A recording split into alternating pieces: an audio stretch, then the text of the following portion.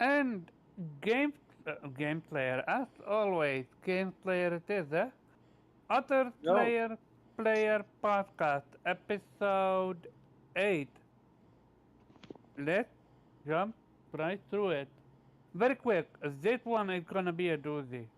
Especially with what I heard about Final Fantasy Rebirth. In order to play the game, you can skip the other game, like, excuse you? Yeah, we're gonna talk about this one. And Dead on Arrival Suicide Squad? Woot woot! I wonder who said that would be the case. And you, hey, look at that!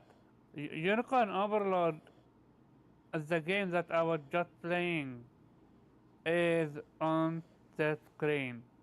Gotta love that one. But hey, where are my manners?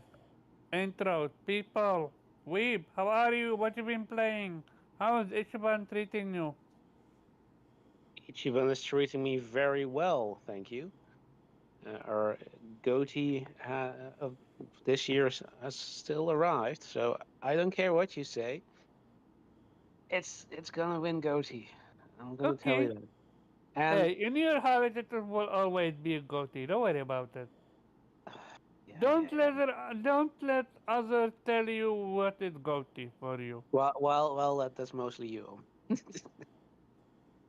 No, but yeah, I mean, yeah, that's pretty much what I've been playing since last time. I mean, it's consuming my life. Like I think I've already have like almost 100 hours in there, and I'm still like at chapter 6 of I think Yeah, how many 13 or chapters 14. are there?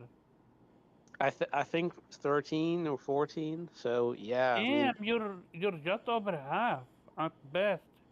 yeah, but there's so much shit to do. Like I unlocked it's called the Dodonni Island, so the resort. That's like an entire mini game. That's just you. Yeah, it's so fucking addictive. You keep on playing. You know it's I you're heard the reward for that one is legendary. So yeah keep it's playing, I guess. yeah it's really fun. You can literally like. Uh, it's kind of stupid that you can just craft a lot of shit from research you gather, and it can be like anything. Like you can just make a car, or you can make a you know a donut shop or something like that, and you can just put it on your island, and people can spend money on it.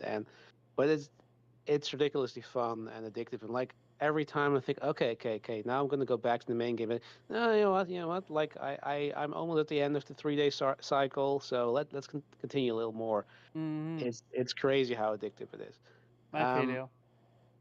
but yeah, I mean, yeah, that's pretty much what I've been playing. I did play the demos of um, yeah, Unicorn Overlord, of the new Contra, and also a bit of the update for the for Final Fantasy Rebirth demo. Um, but yeah, I mean that's the only say cheating I've been doing on my Ichiban. For everything else, I've been just playing How was like a Unicorn regular role. Overlord, the demo? Did you It finish it? Because I heard it actually 7 hours long. I'm not I joking.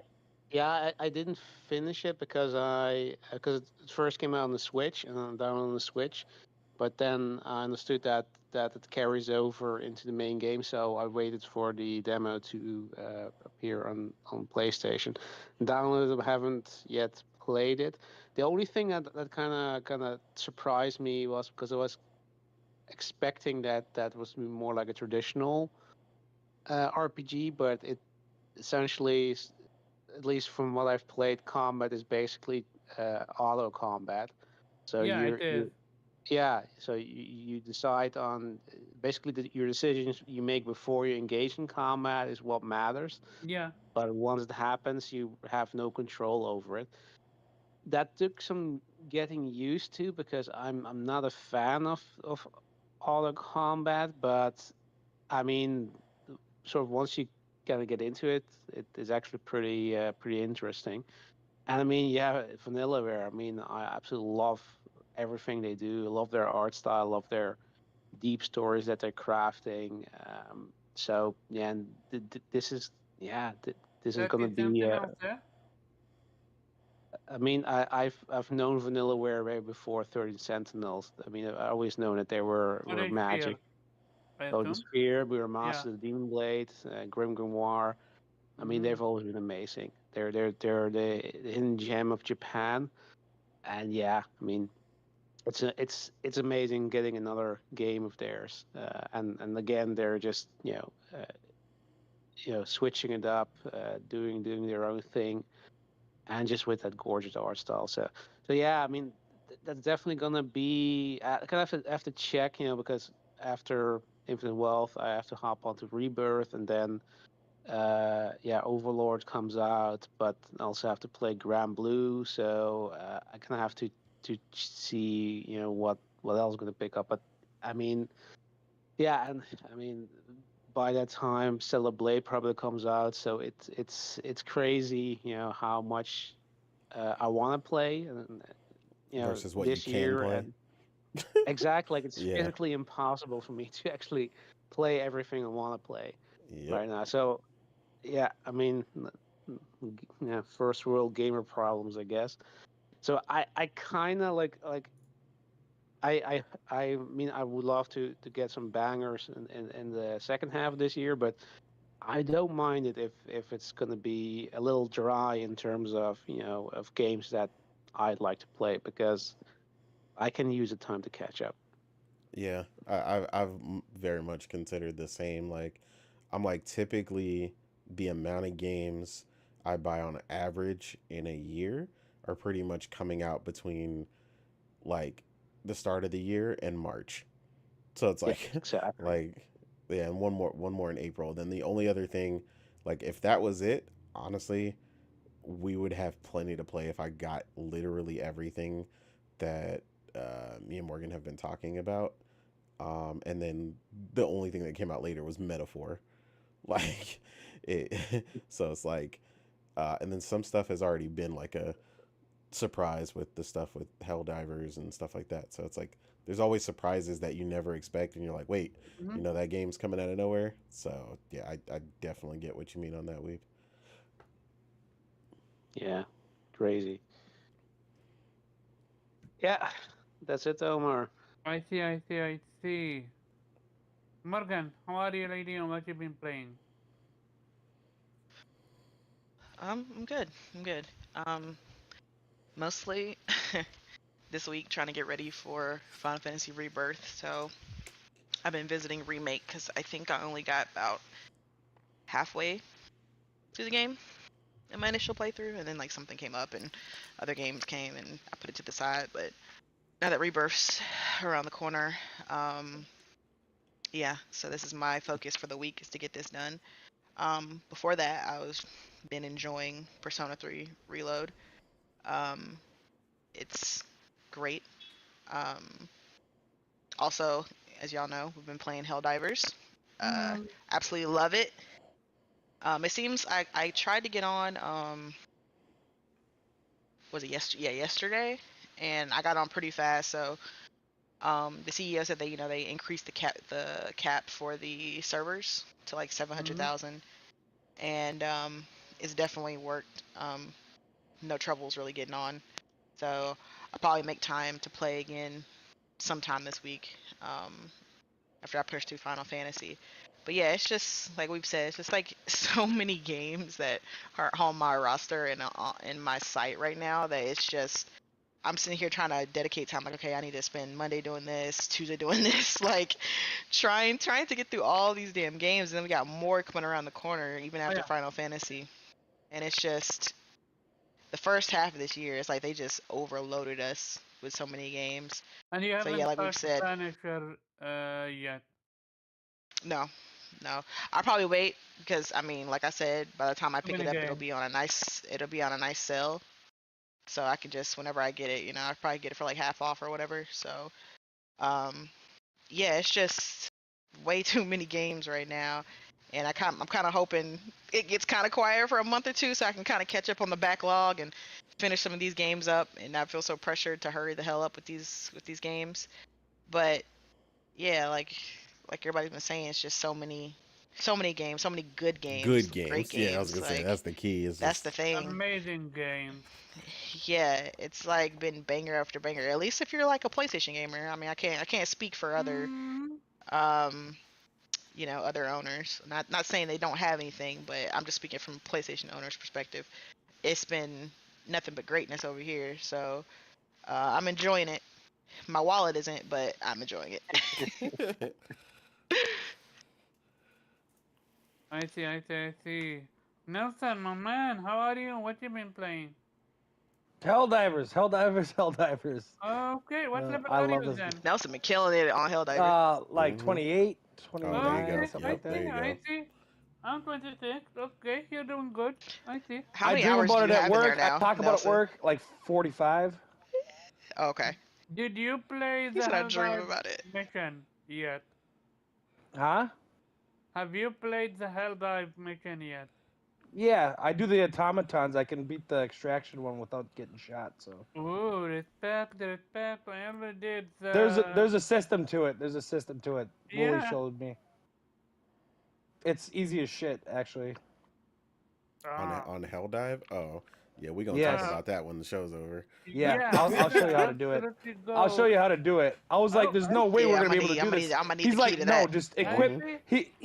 He said to equip exactly what I did, and we all did it. And God, that's easy. Wow. Okay, I see. We're gonna take some notes. Don't worry about it. So Helldive, did you touch Rebirth demo? I played the first one, but I don't want to play anymore. I just want to play the fucking game. I don't want to see anymore. Mm-hmm. I see. I see. Nelson I said I see. he don't I want to did. skip see. around. Okay. I see. Anything else? I think it's just been that for him. He's been Yeah, heavy. He's been Helldive heavy Yeah. on it, is. Yeah. which I mean, it can definitely monopolize your time if you're not careful. Yeah, it is. Hell yeah, I had to I pull barely myself played off to play anything this else. play Final Fantasy. Yeah, same. And Mr. Streaming House, Innate, how are you? What you been playing? No, hold on. There we go. Okay. No, there you Okay, good. go. No, I have been playing. Obviously, like she said, Helldivers 2. I literally finished the mission like right before we got in here, because I was talking in a chat with a couple of people, and while I was playing, Final Fantasy Remake, and they were like struggling, like just to get anywhere. Like they just kept getting dropped on, and there were a Yeah, bunch of heavies everywhere. So, let me guess, Automaton? yeah, automatons, yeah. Yeah, So, Automaton is no joke. We played it. It's rough. yeah, so they were running into quite the issues. So I saved my game. Thankfully, you can save anywhere in Remake, and jumped right in. Mhm. The epic music played. My controller about shake my hand till it was numb because the haptics is crazy. Shout out to the DualSense. Yeah, I was Haptics in like that game is great. freaking jumping in, dun, dun, dun, dun. And it was just like, I was like, oh my god, bro! It would make you feel like a superhero when you jump in on somebody's game. I was like, Oh Helldiver yeah, inbound. Helldiver might become Titanfall 3, yeah? I mean, it definitely could be. It's got a lot of potential. There's a lot of potential right now, and I think that's what a lot of us are really happy about. Is that the core of the game is solid, and with that comes the opportunity for a really great set of expansion to the game, and a lot of exciting things. And the fact that they're not going to ever do PvP is perfect, because that means they're going to continue to try to increase, the fun and Yeah, the experience. When they said that, I was like, absolutely. That's what I need to Absolutely. hear. No PvP. Absolutely. Yep. Because I have been the witness to PvP ruining many of Exactly. experiences once they add it. Famously, which a lot of people don't know, because a lot of people, I've heard a lot of rhetoric around it, but a lot of people actually didn't play, but I did, which was actually funny enough. Fortnite, the PvE mode for that game is actually a ton of fun. The problem is that once the PvP mode came out and it soared, they essentially all hands on decked everything, and so despite how large Epic is and whatnot, they cannot manage to seem to pull away to get people to work on content for the PvE mode called Save the World. And I really wish they would, because that honestly could just increase the game even more than it is. But obviously you guys have seen some of the stuff that's come from that recently, even though some of you guys don't play it, you still see it. Like the amount of content they add to that game on almost a weekly basis is literally insane. But speaking of which, I was playing that too, a little more sparsely now that I've essentially finished the battle pass. Level 112 in the game or something. Congratulations. Yeah, thank you. Yeah, so that's been cool. I just been playing with my nephew. What's up? I gotta ask. The premium battle pass, it doesn't give you a leg up. It doesn't give you a leg up whatsoever. Not at all. It's purely cosmetic. I spoke with a few people. No, I'm not talking about. I'm actually talking about the shotgun that's not in the normal one. It's not even that good compared to the breaker. Oh yeah, the breaker is like stupid good. You're talking about so you're talking about the top Helldiver tier. battle pass. Yeah, no, it's the breaker is really good. I was actually using the breaker from the regular battle pass when I was playing just now, and it puts stuff By the down. time you play enough matches, you have accumulated enough super points to buy the battle pass, which what I did. Exactly. And yeah, Yeah, the that's what I game love is about it. structured very, very well. Which, speaking of which, we should be getting new war bonds pretty soon now that they're finally ironing out the server issues. Like Morgan said, with the combination of the 700,000 increase for the concurrent users, also the 15-minute AFK timer, that in tandem has done wonders. I have not had What a does that single mean? issue getting in. After 15 minutes, if you're idle, you get kicked to the title screen. So you're not taking up server space, because people were basically staying in and not logging out, which was basically spiking the concurrent users, but it was also stopping people from getting in. That's smart. Yeah. So I felt like it was a little aggressive, but I get it. The Nah, 15 minutes, aggressive, but not real talk. 15 is way too much. If I'm being honest. I mean, it Cause works. It gives people enough time to step away, go to the bathroom or something if they have to, I mean, whatever. on that end, yeah. Yeah. So 15 is enough. they're Yeah. trying to give you enough to like do general stuff that you'd have to get up for, but you're not done with the game. But they also don't want you to like, go to work and come back and leave the game on. Oh yeah. Yeah, so yeah, like I said, that's been working out really well. Then like I said, I've also been playing Final Fantasy VII Remake. I was kind of You lost beat in it, the right? area. No, I haven't beat it yet. Oh, I thought you did. Okay. Nah, I am working on like the second reactor or whatever. So that's been kind of weird because it's a spot. It's one of my most hated things about JRPGs when they put you in a spot where you tend to get lost. And there's like a bunch of it's almost like it's more of an environmental puzzle. You got to figure something out, turn this on, turn that off to get somewhere. That stuff always annoys me because I feel like it's just wasting my time. But I mean, I get it. It's an obstacle. And then I didn't finish it, but I did play the Unicorn Overlords demo because it originally came out on the Switch, and I downloaded it. And then once they released it for the PS5, I downloaded it there, but I still got to take some more time with it. There's a number of settings apparently you can mess with that one of my mutuals was talking about there being like an expert mode and some other stuff. So there's a lot more to explore with that. I'll see how I feel about that. This is absolutely right up your alley, right? I mean, yeah, of course. I mean, I love strategy, so it's just a matter of, is this something I'm going to get right now? Because yeah, like I don't, yeah, I don't know what I'll do with it. Also shout out to Whoops, because I won the game from them for Final Fantasy. Ooh, 7 rebirth. congratulations! Let's go. Thank you. Yeah, they were actually, it was kind of funny. They were actually really excited about that because when he realized who I was, because of course the idea is they want people to win it who are going to play it. Oh yeah. You always want that as someone who's passionate about a particular genre and stuff like that. So he was really excited, and they were like, yeah, they were like, that's dope. We're glad you won, this and that. So that was pretty cool. Um, You already know Buddy and Persona. Good people. yeah, they were on top of it. It was a phenomenal show. I was glad I was able to catch it this time, at least some of it, because I'm usually asleep when they show it because it's pretty early I for was me. actually asleep, so I missed it. Yeah. So, So I couldn't get to join what we call it, the raffle. yeah. Uh, I think it would have been U.S. only because I think they already bought the codes. So I think that might have Mm. been the only thing. Because it seemed like they had all 6 codes already, and they were Mm-hmm. U.S. So that probably would have been the limitation. Um, but yeah, I I think I mean, I said would have given it that's to about either it. one of you, but I got it. Yeah, congratulations. Yeah, which is why I had Priscilla try or whatever, just because I was like, even though she didn't particularly want it, I was like, well, me and Morgan have been, sharing uh, for some of these games because it's just been astronomically busy and expensive trying to secure all these games.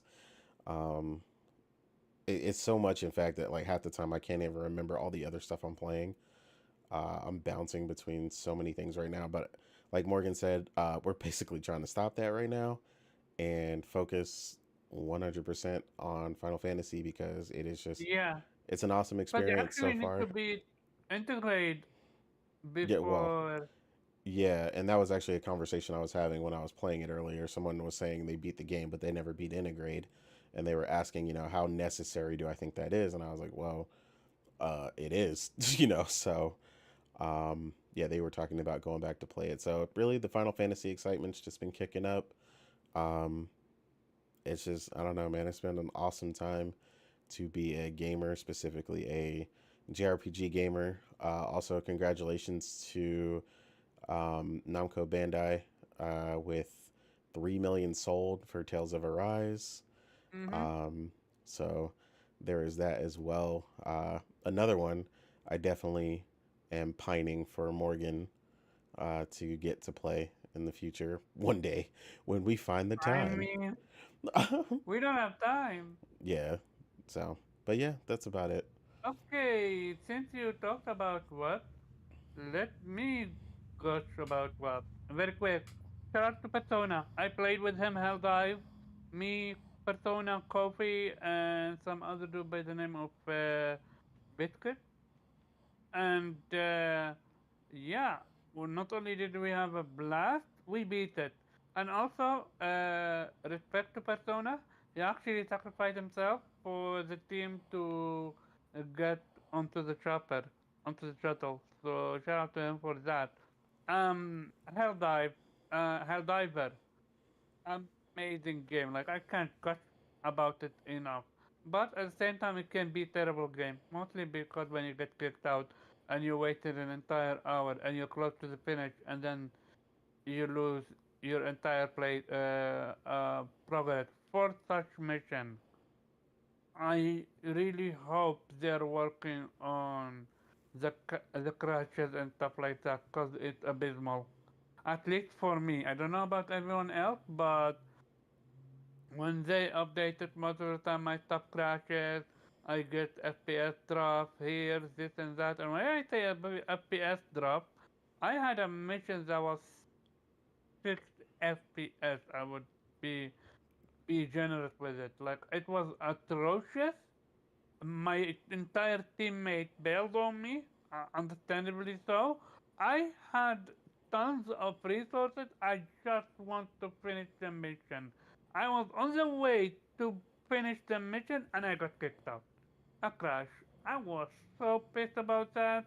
But yeah, no, the game is amazing. Right now, my goty. Um, going to back what I am actually been How playing. many So, goatees you got, sir? um, a few things. I said it last week or 2 weeks ago. I want something to rival Final Fantasy Rebirth, and we got one. Helldiver, keep him coming. I'm pretty sure Celebrate might reach that. Heck, Unicorn Overload, from what I played, it could be that one as well. Going back, also another one that I'm not gonna underestimate is Eternal Lucas. It's the sequel to Eternal Noctis. Another game I'm looking forward to. Going You back to sounded it. like you out here with 16 goatees. I mean, if That's it's what I'm saying. So 16 And you gotta pick goatees, one, then my bro. it's man 16 didn't even goatees. mention Infinite Wealth once. Not once. Not Hear Exactly. that? once. No, Did you because hear I that? haven't played Persona 7. In Persona order to 7. play Infinite Wealth, I need to play Persona. Persona You 7. mean What? Yakuza? I mean, My Yakuza man Yakuza? makes 7, it. My man 7. mixing it all up. He inventing new games out And here. in Damn. order to play Yakuza 7, I gotta play I Yakuza wish 3 we had first. a Persona 7. Right? I mean, wait for 6 first. Let's see. Also, Metaphor is coming out, so is that.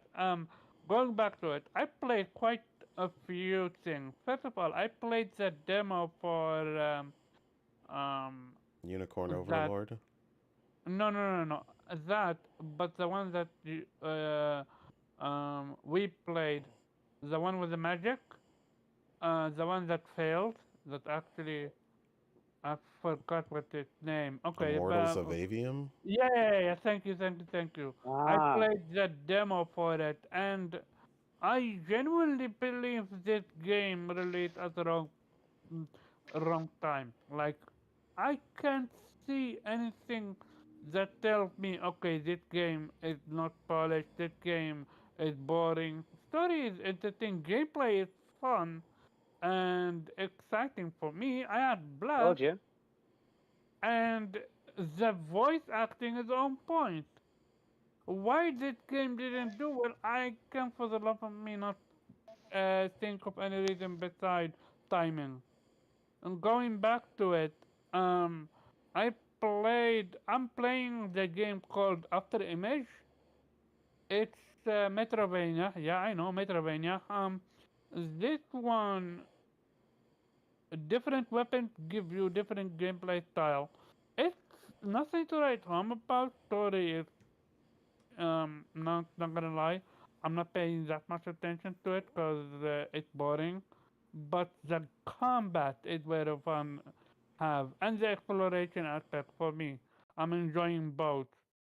And other than that, recently I played a game called um, Outer World. I played it on PC on laptop long time ago, and my laptop died on stream, mind you. By the way, so I never got to finish it, but yeah, I just started, and I'm having a blast with the Outer World. So, but I'm absolutely gonna drop them all for Rebirth when it comes out.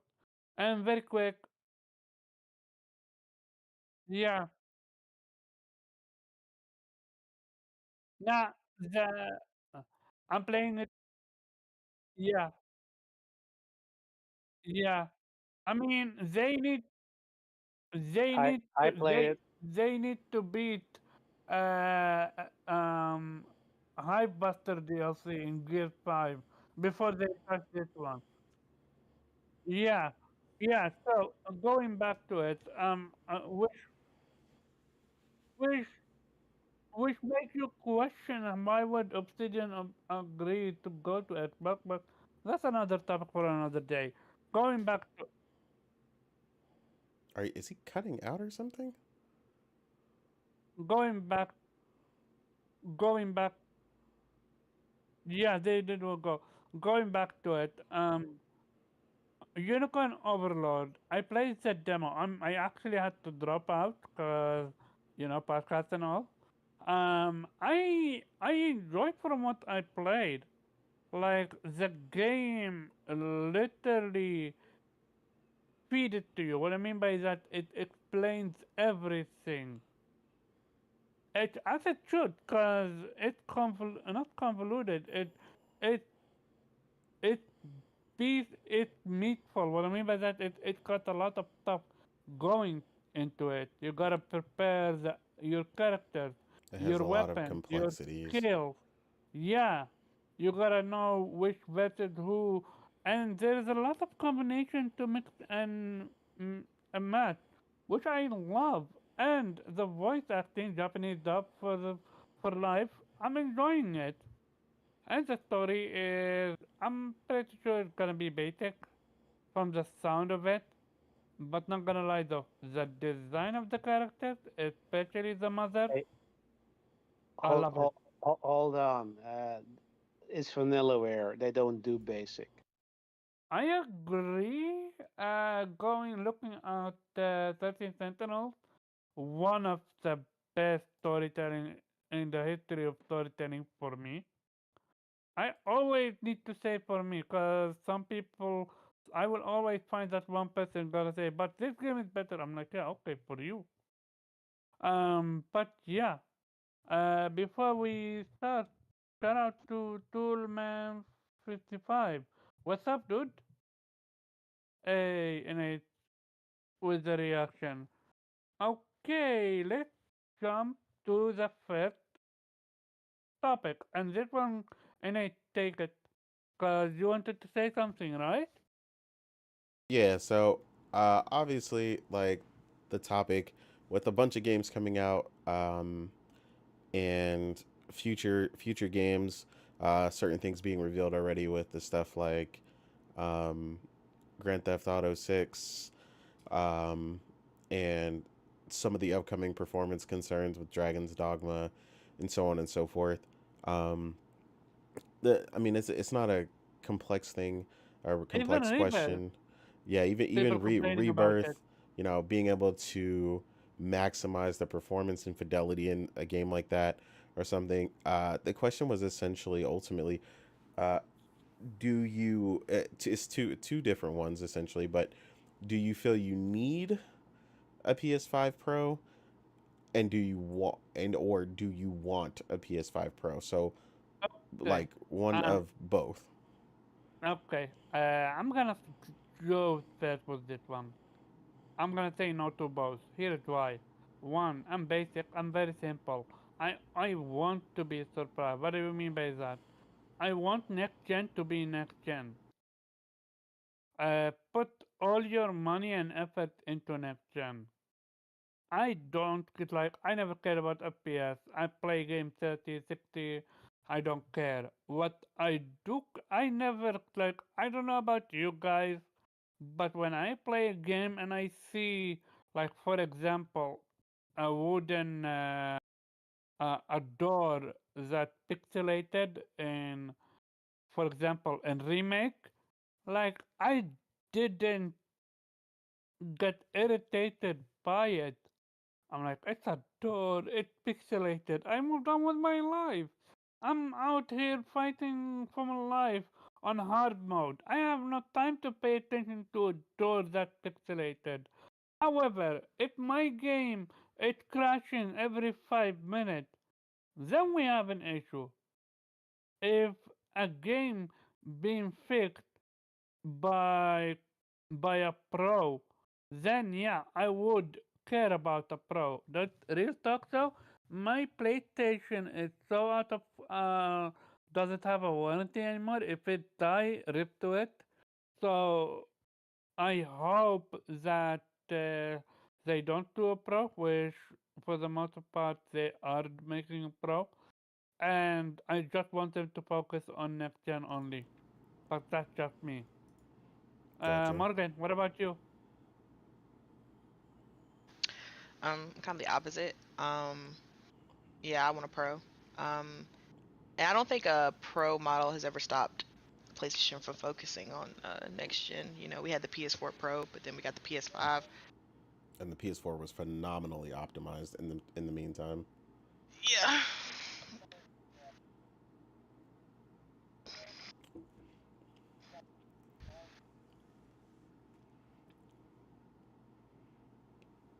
Okay, go ahead, Yeah, continue, Morgan. I want,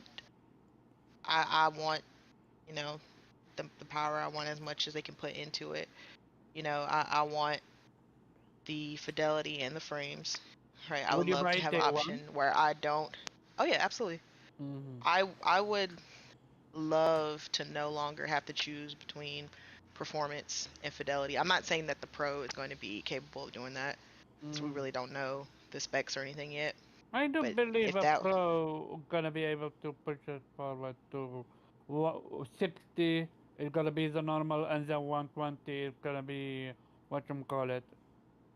The sometimes the way 60 now sometimes, and with everything like rate rating and stuff. But if you want it with rate rating, you gotta go 30.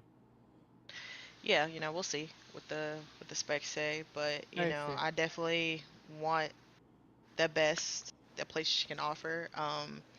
GTA 6, which is one of my most anticipated games of the generation, is going to be coming out, and it's going to be exclusive to consoles for at Mm. least a year before it hits PC. And I want the console that's going to push the most out of it, which will be the PS5 Pro. Mm-hmm. Um, You gonna get upgraded your DualSense to Dual Edge? no, Okay. but yeah, I want the frames, I want the fidelity, I want the graphics, all that good jazz. And if PlayStation wants to do it, I'm all for it. Like they've been working on the PS6 since the PS5 came out, so you don't have to worry about them not focusing on next gen. Like Mm. every time they release a gen, they start working on, okay, so what's going to be the next? Like technology Mm. never stops; it never stops advancing. They're always working. I guarantee you, Mark Cerny's been on it. That man Yeah, don't get yeah. a break. Okay, he's been on it, so you ain't got to worry about that. Mm. But yeah, I'm all ready for the PS5 Pro. I'm all hands in. Oh. Hopefully getting it day one. You know, if it doesn't, because you know I that shit's gonna go crazy. Hmm. I have a question for you. Okay. So what happened to me with the remake?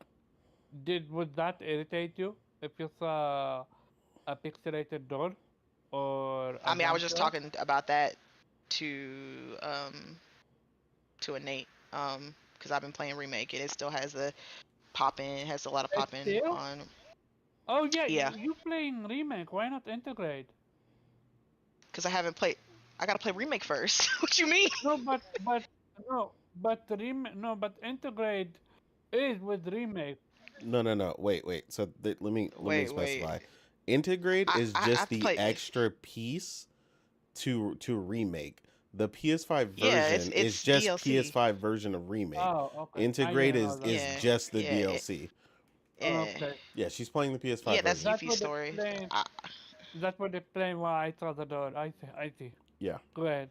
Yeah, I mean, it's still pixelated. I mean, it's a PS5 version of remake. Like, it's a PS5 version, but it still has like a lot of pop in it. It takes a while for, like, sometimes for the Assets to load in. yeah, the assets to load in. Yeah. Sometimes, like, it takes like a couple seconds. And like, it seems to be a Square Enix thing. Does that I don't know what the irritate you? hell. Yes, it irritates me. What do you mean? Yes, Mm. I don't like seeing that shit. Um, Does it take you out of the illusion that you're playing game? No, I mean I always know I'm playing a game, but it just annoys me because I don't want to sit there and wait for assets to load Mm. in like a few seconds. Like it's just annoying. Okay. Um, I and see. the thing is, the PS5 Pro won't fix that. That's a engine problem. That's Square Enix. That's a Square Enix thing. They have to patch that shit. Mm. Um, but yeah, PS5 Pro, hopefully day one, because that shit gonna get scalped like a mother, like crazy. Oh Okay, yeah, you know. so Especially if you're gonna hopefully be able to do I had to fight for my life GT6. to get the yeah, I had to fight for my life to get the damn PS5 day one. So Absolutely. Oh yeah. I know it's gonna be crazy for the I Pro, remember you but guys were fucking lucky, and I was the first one, and I couldn't even get it. I know. I yeah, remember. Um.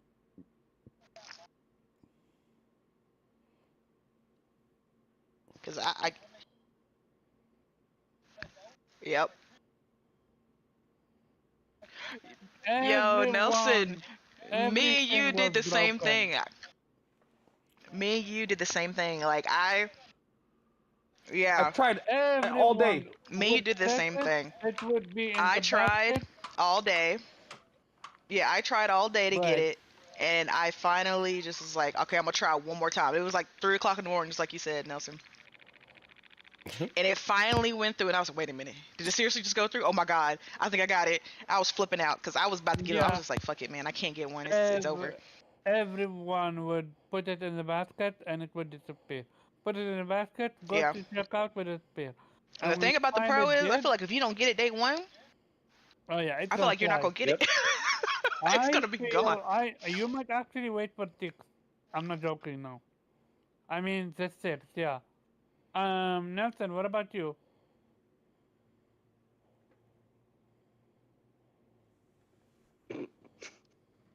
He remuted himself right when you asked. Okay. That's Yeah. why. Oh, sorry, my There it bad, is. my bad. Okay. So I'm playing too. I'm getting one day one. Yeah, definitely. My kids are getting to the age too where there's no more cross gen and stuff like that, and I'm gonna need a second one anyways. So obviously, yeah. Why would I not spend the extra $100 and get a Pro for myself and just give them the PS5? Mhm. And Because most everything does they it can irritate they you? can play. Does it irritate me? Why would it irritate me? I want it. Generations are getting longer too. No, Like no. if I'm gonna need two, What I mean by that, if you see like the door is pixelated, does it irritate you if you see it like that, or if you don't care? I Why you keep prefer it to asking be that? smooth, but I'm not Yeah. as much about resolution as how it looks. Like I don't care if it is the highest resolution. It's how it looks. But sometimes, some games look great at 1080 or whatever. Some look like shit. Can't really explain it, but yeah, I don't want pixelated shit. Mhm. He's asking that I see. because people wouldn't shut up about it for Yeah. 2 years when But they what's that have to do with noticed the Pro, that though? one door. No, he's saying because if that would fix that kind of stuff, like Would- does it bother would- you, and would- would Yeah, that it be like wouldn't. something you'd want to? That one door did Yeah, not like, bother me. are It was you- literally one door. Like Yeah, like, is it worth it to just to fix that one door to pay for a Pro? That's basically what I'm talking about. No, No. but The I thing got is, an that's what I'm saying. I don't I got an OLED 4K don't- TV. I'm gonna get more out of it. I'm gonna get higher Okay. frames and higher resolution. Yeah, both. but Yeah, What and Work I don't think it would. consistency. I don't think it would Noise. fix it Yeah. anyway. exactly. yeah, because What It is wouldn't the fix that. noise? it wouldn't fix that because that's the It problem wouldn't with fix the that engine. problem anyway because that's a Square Enix engine issue, and having a more powerful I see. machine, whether it's a PS5 or a PC, won't fix that. Okay. They're using Um, Unreal 5, and that's pretty shitty for optimization, honestly. Absolutely. Okay. What about you, Mr. Ishuban? Jesus Christ. Yeah, I mean, if there's a Pro, I'm definitely gonna get it. Got the PS4 Pro. So yeah, if I can, like Morgan said, like if I don't have to constantly choose between performance and resolution mode, and I can just have 4K 60 as sort of the default, and guess the only choice I have to make, do I want to make it 120? I'm good with upgrading. I'll get it. And the only thing that I'll ask for PlayStation, make sure that I can still use my plates, because I don't want to rebuy my Yes. beautiful purple plates. Good point, Weeb. Again. Good I point. see. But you I know see, they're I gonna see. do different plates. I already I know. think it's gonna be a different place, because look at everything that they released. Now it's gonna be a different place. Ah, I didn't even think about that. I didn't yeah. either. Very quick before I go to Nate. Shout out to Hero Down Under. He said, I buy new tech from Harvey Norman on Amazon. Only catch is with these retailers that you make full payment upfront. Not gonna lie though, if you already decided to buy something, paying it upfront is not the issue, as long it's guaranteed you get your money back if anything happened. If not, then we're gonna talk, then we have an issue. With that being said, the one that started the topic, Mr. Innate, what's your thought? Yeah, absolutely. I want a Pro. I mean, you're a PC dude. You're a PC dude. So He came there with all the energy. I think for me it's more of a money issue. I mean, I know If that, I'm but not that's gonna what focus this is. on it, Do if you want my or kid- need it at at the behest that is not a problem. Oh yeah, very Yeah, let's say quick. if you could get it for free. I played this game that it's being on TV right now on TV on screen right now. Contra is back.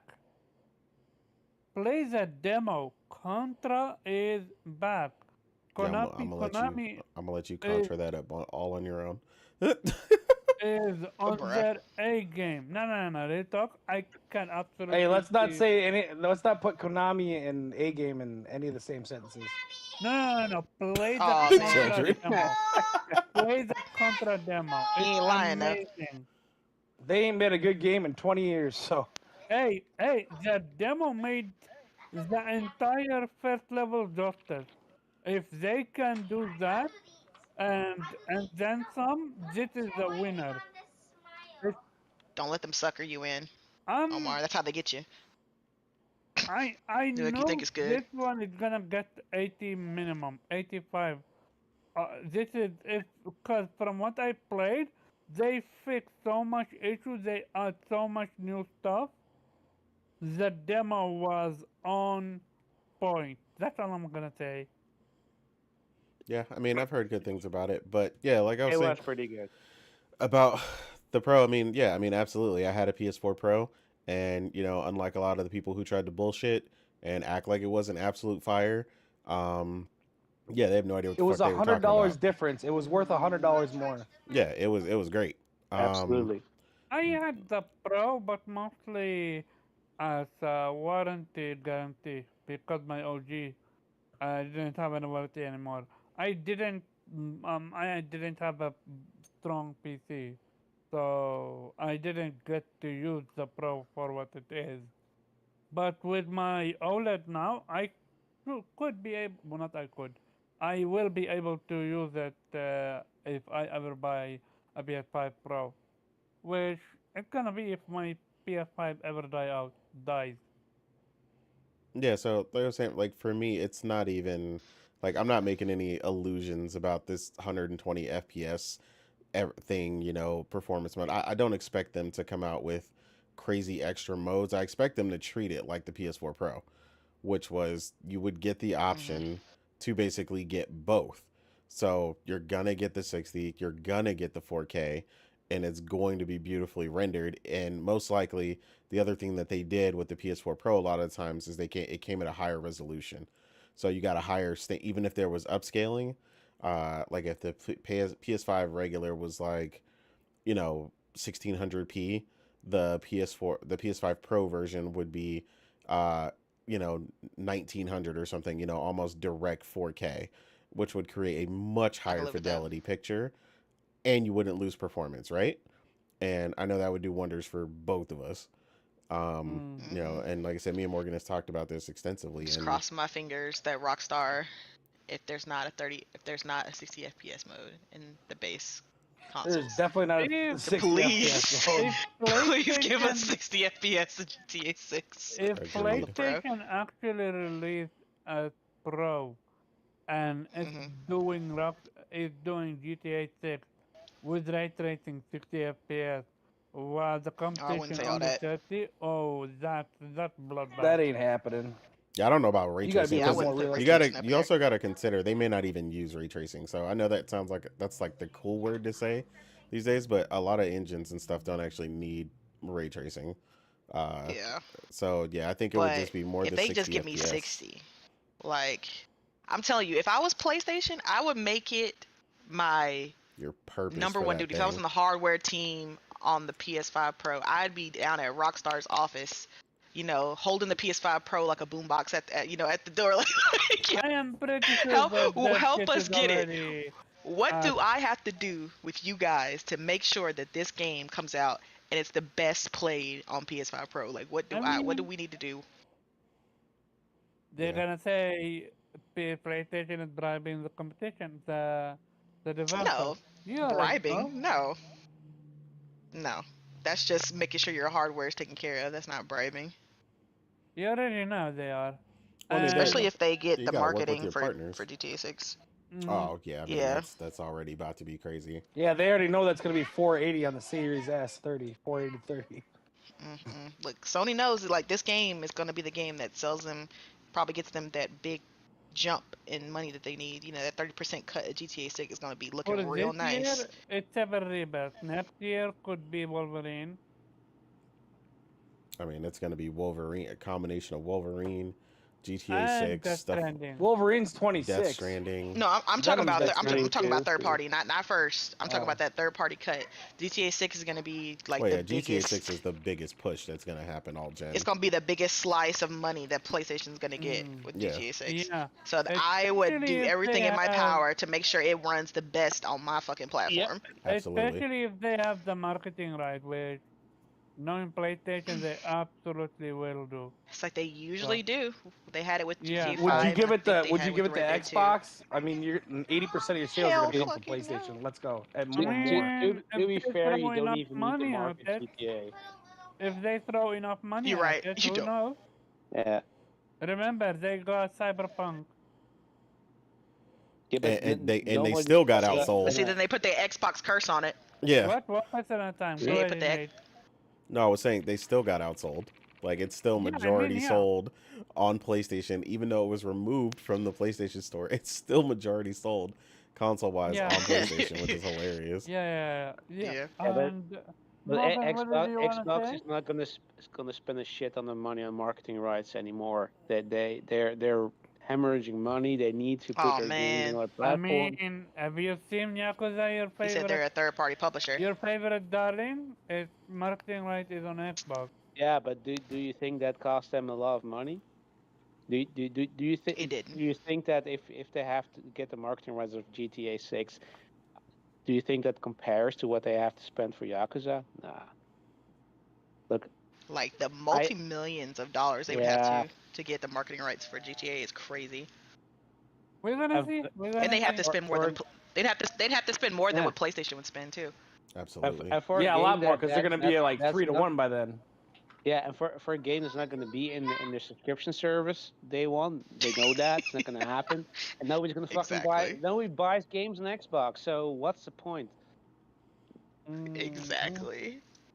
It's like, do you imagine that? Like, let's just say they did ask for GTA 6 on. They you can probably imagine the asked check 500 they'd million have to just for the write. million. It would be expensive. 500 million just for the Like- marketing.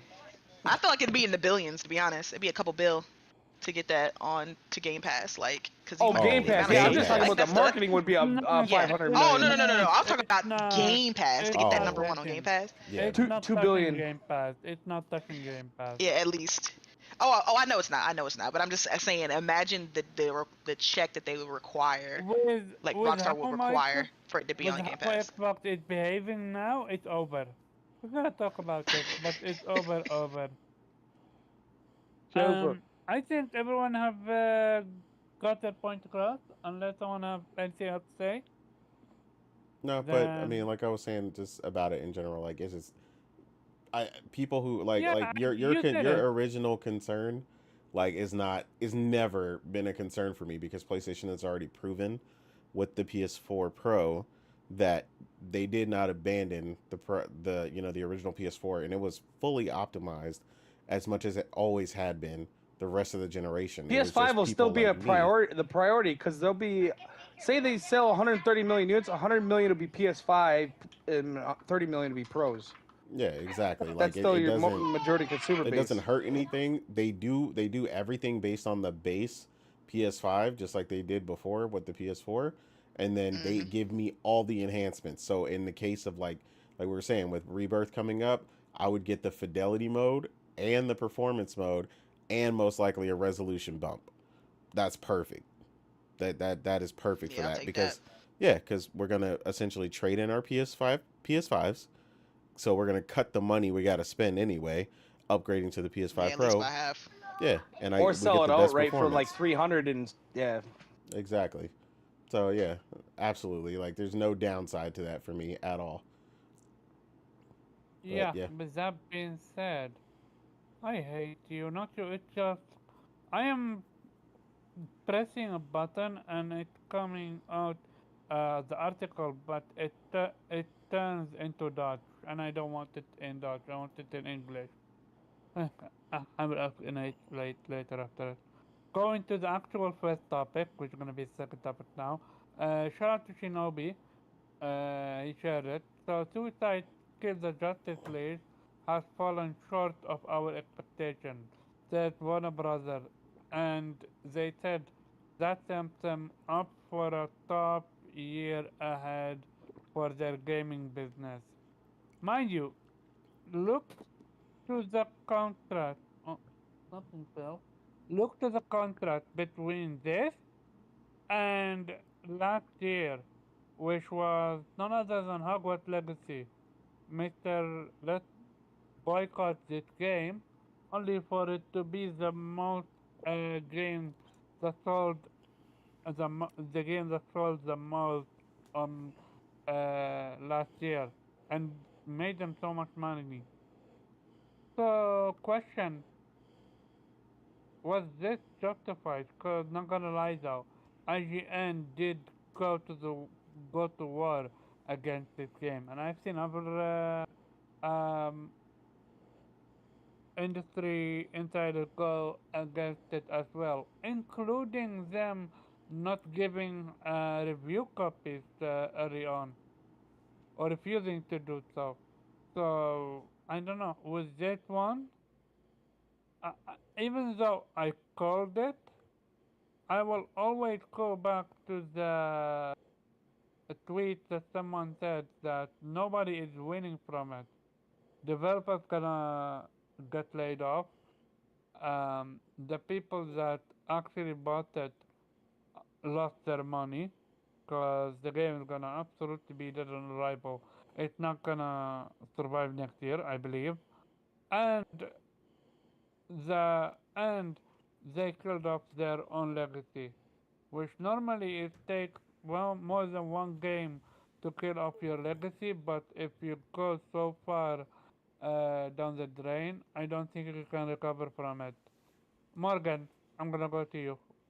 What's your thoughts as someone that actually played it and Um, you didn't enjoy it? yeah. I don't think they killed off their legacy. Like this game was bad, but they could if they were to go back to the formula that they're known for and kill it, like I think this would just be like a blemish on their record.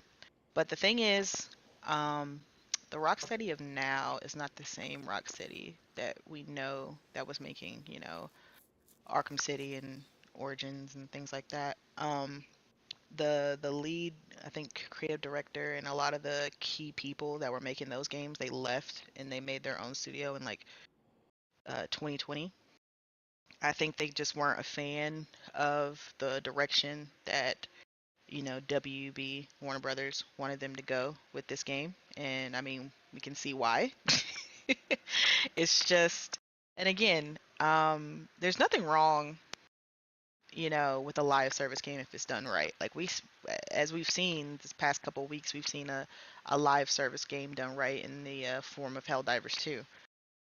There's a way you can do it that one, isn't crazy with the monetization, and two, where the co-op is actually fun, right? Versus Suicide Squad, where it was just like lifeless and autonomous. I think just the fact that with not to keep talking about Helldivers 2, but just the fact that you're working together with your squad to serve a purpose and that it's more than just the four people you're playing with. Like it's a community game where the entire community is working together towards a goal, whether it was the week before where it was like to push the bugs back, and then this week it's like the automatons, like we're all working steadily. The entire community of Helldivers 2 is working towards a goal, and I think that kind of makes it even more fun and even more of a game where you want to play and work together and help the person that you're playing with,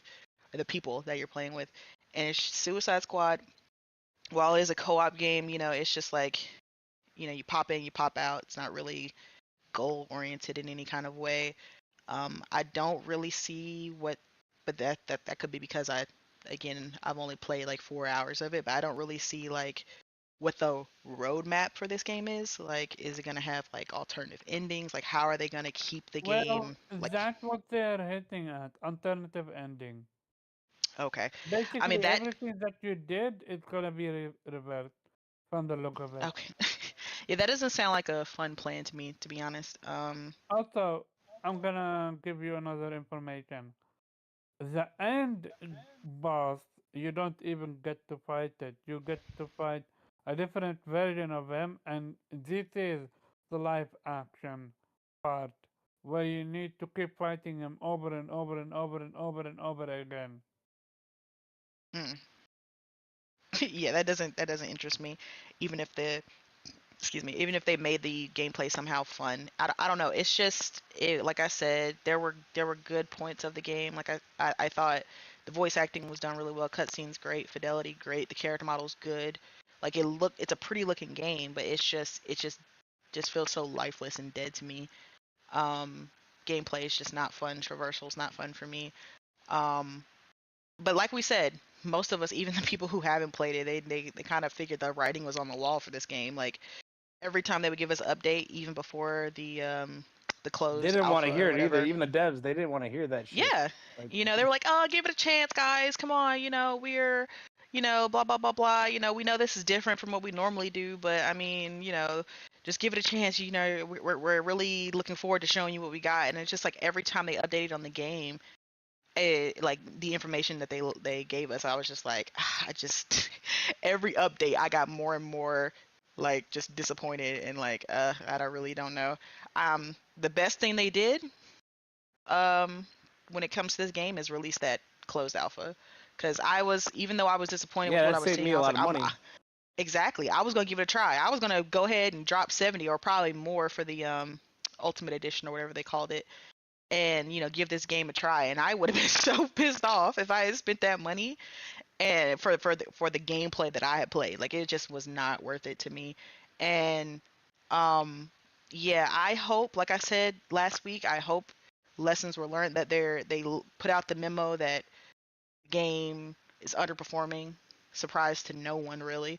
Um and that they're going to have to review what they're doing. Listen, like I said, single player games are not dead. I don't know why developers and everybody keeps trying to move away from them. I get it. They're not, the they're not the biggest money makers, but if you do it right, like you said, Omar, with Hogwarts being like the number one game last year, if you do it correctly and you show the IP homage, whatever the IP is, especially an IP as beloved as the Batman universe, if you do it correctly, like we've seen them do it, they've been able to capture that correctly, you will garner the love of the people and the gaming community, and you will get the sales that you want.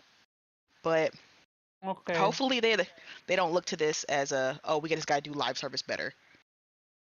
I But yeah. mean, I remember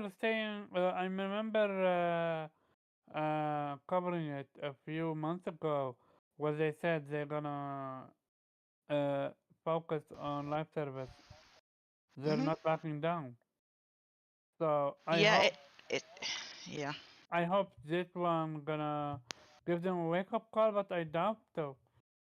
Question for you: Yeah. What's your thought on the war that the media went against this game? Justified?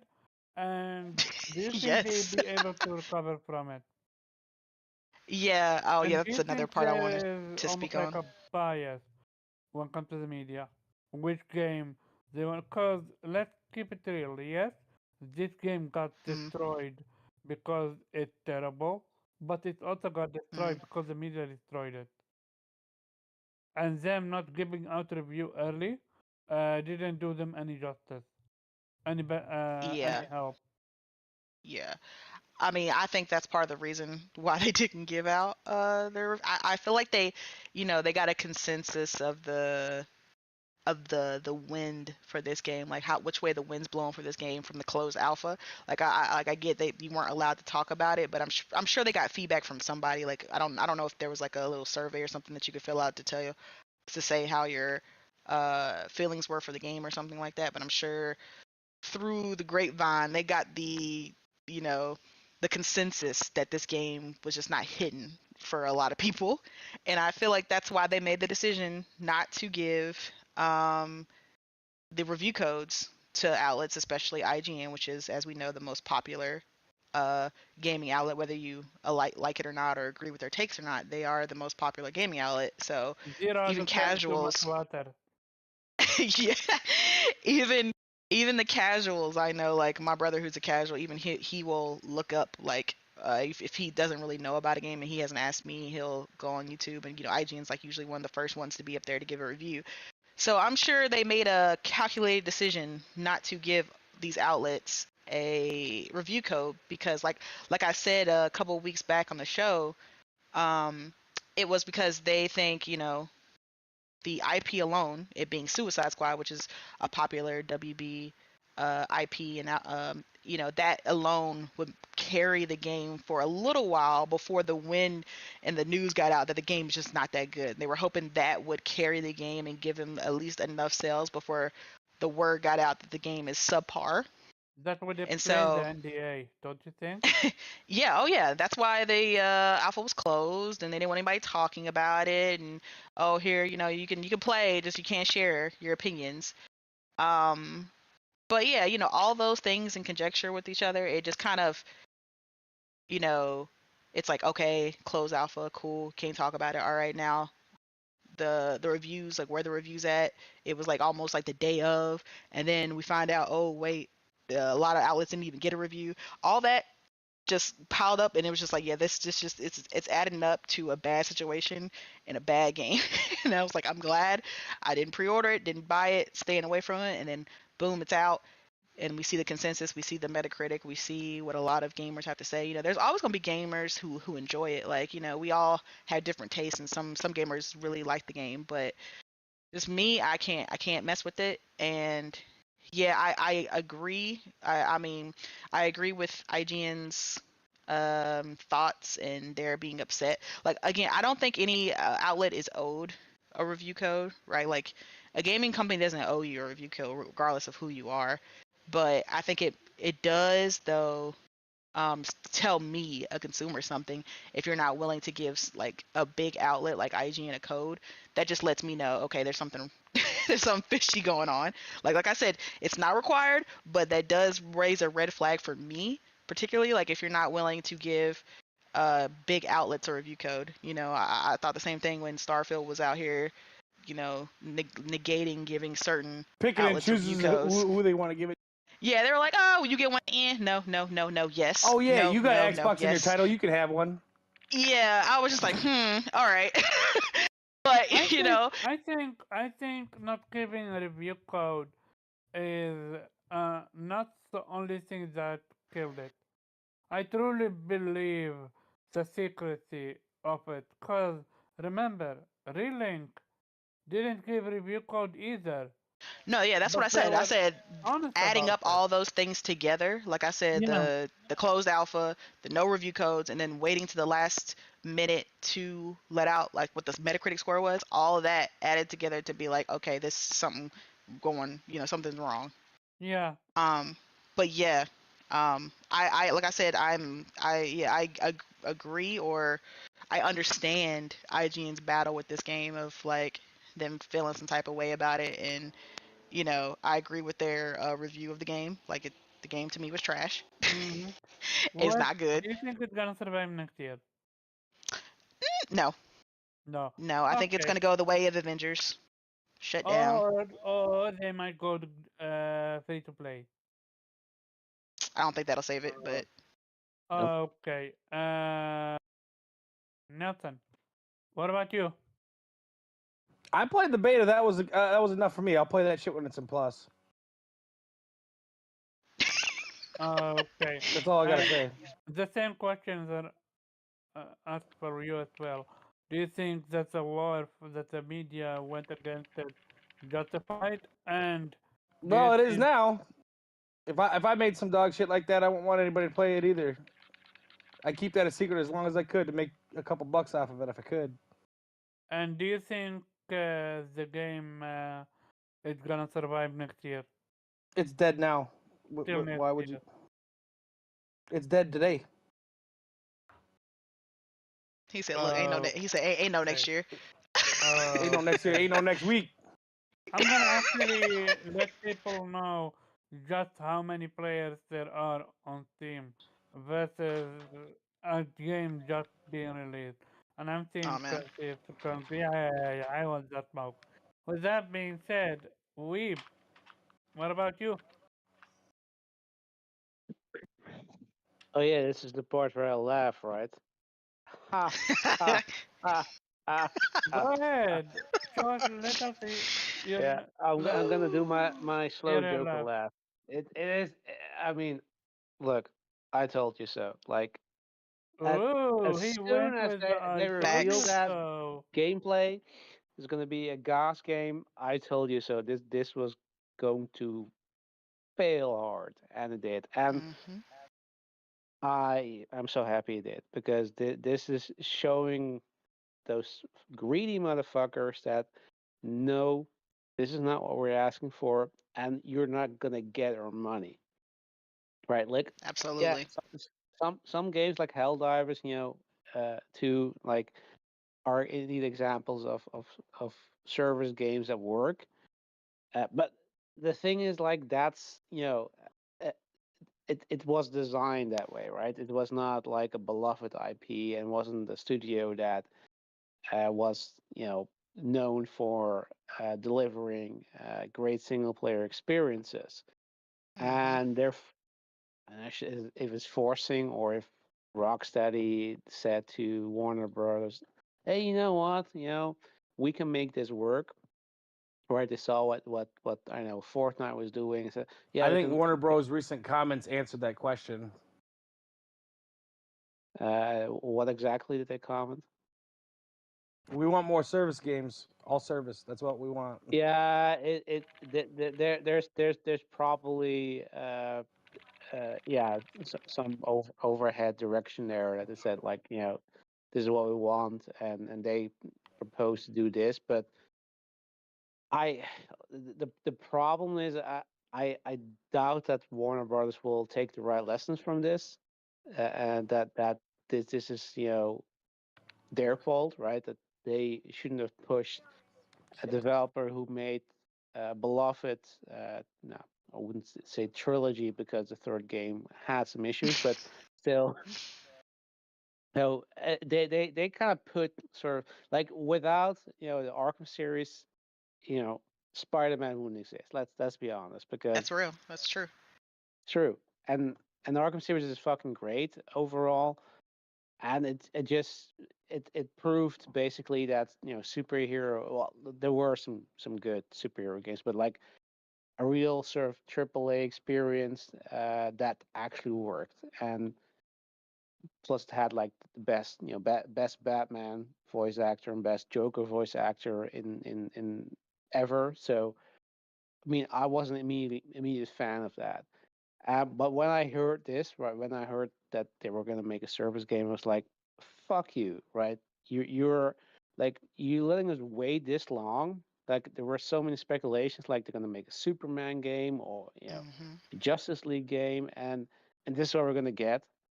And the sad part is that this might be also all we're gonna get because, I mean, considering how poorly it did, it's gonna be another Anthem, right? It's gonna they're gonna pull the plug on that. You're not gonna get that roadmap they promised, and because they chose to explicitly make this part of the Arkhamverse, this is how the Arkhamverse is going to die.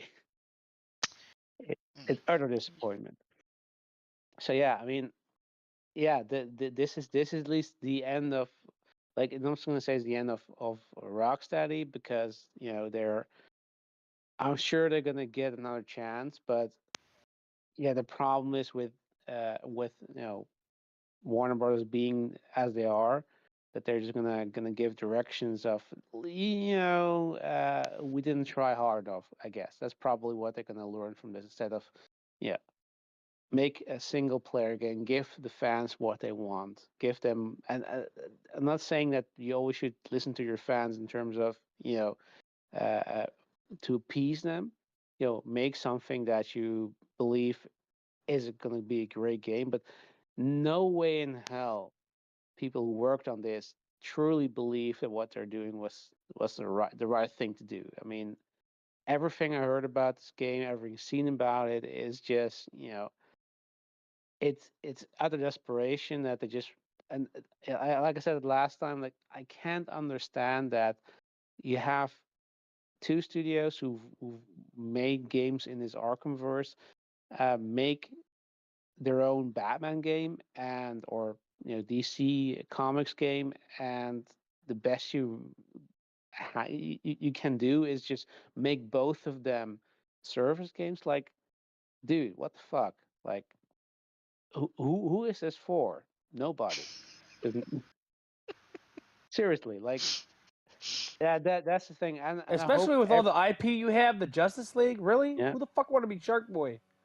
Whatever. If they had made a single player game, or I don't care. They could have made co-op, but at least with focus on basically it's a narrative-driven single-player game, and yeah, maybe you can Mhm. play co-op because you can play as Robin or you can play as remember the Justice League or whatever. That would have made so much more money than this game would have. That this game will make in its entire lifetime, however short it's going to be, because they had a fucking gold mine Gotham here. Knights is gonna make a lot more money than this did from a lesser That's what I known was like. I studio. was A like, it lot more. can't get worse than Gotham Knights, can it? And man, was I wrong. Yeah, to be fair, I did play Gotham Knights, and honestly, like if you're Gotham telling Knights is a me, lot better than this. yeah, Fucking, it's a masterpiece that's a compared to that. really really fucking low bar because I played a little Mhm. bit of Gotham Knights and that gameplay was garbage. So if it's worse than Gotham Knights, it's that's bottom of the barrel. Like you're below the barrel. It's so fucking that's awful. Okay. So do you It's think they're gonna just. cover from this one, or it's over? Um, it depends on whether or not um, the right lessons are drawn from this, which I think currently I don't have the confidence that Warner Brothers is in any position to learn from this, that they realize, okay, maybe we should just let Rocksteady make a single player game in the DC universe instead of forcing this gosh shit on them. Um, I have the fear that the next game they're gonna make is gonna be the same old shit, right? That they're gonna try making a Goss game, but they're gonna reboot shit and gonna make another Batman game, but sort of like Gotham Knights. But I don't know. I don't know if they're going they can recover from this if their next game is going to be a single player game. Whether they can also make their own IP, but I suspect it's going to be based on the DC properties. If they're going to make something, based on that, and it's going to be a single player game, they can recover from this. Like the thing is, like, of course you can give it a second chance because we see CD Projekt Red, for example, they botch up the launch of Cyberpunk and they recovered from it. The only difference is that Cyberpunk has the virtue of being a single player game, uh, which they fixed it. It turned out to be good. It had all the building blocks and they had the pedigree of being a studio that could recover from this.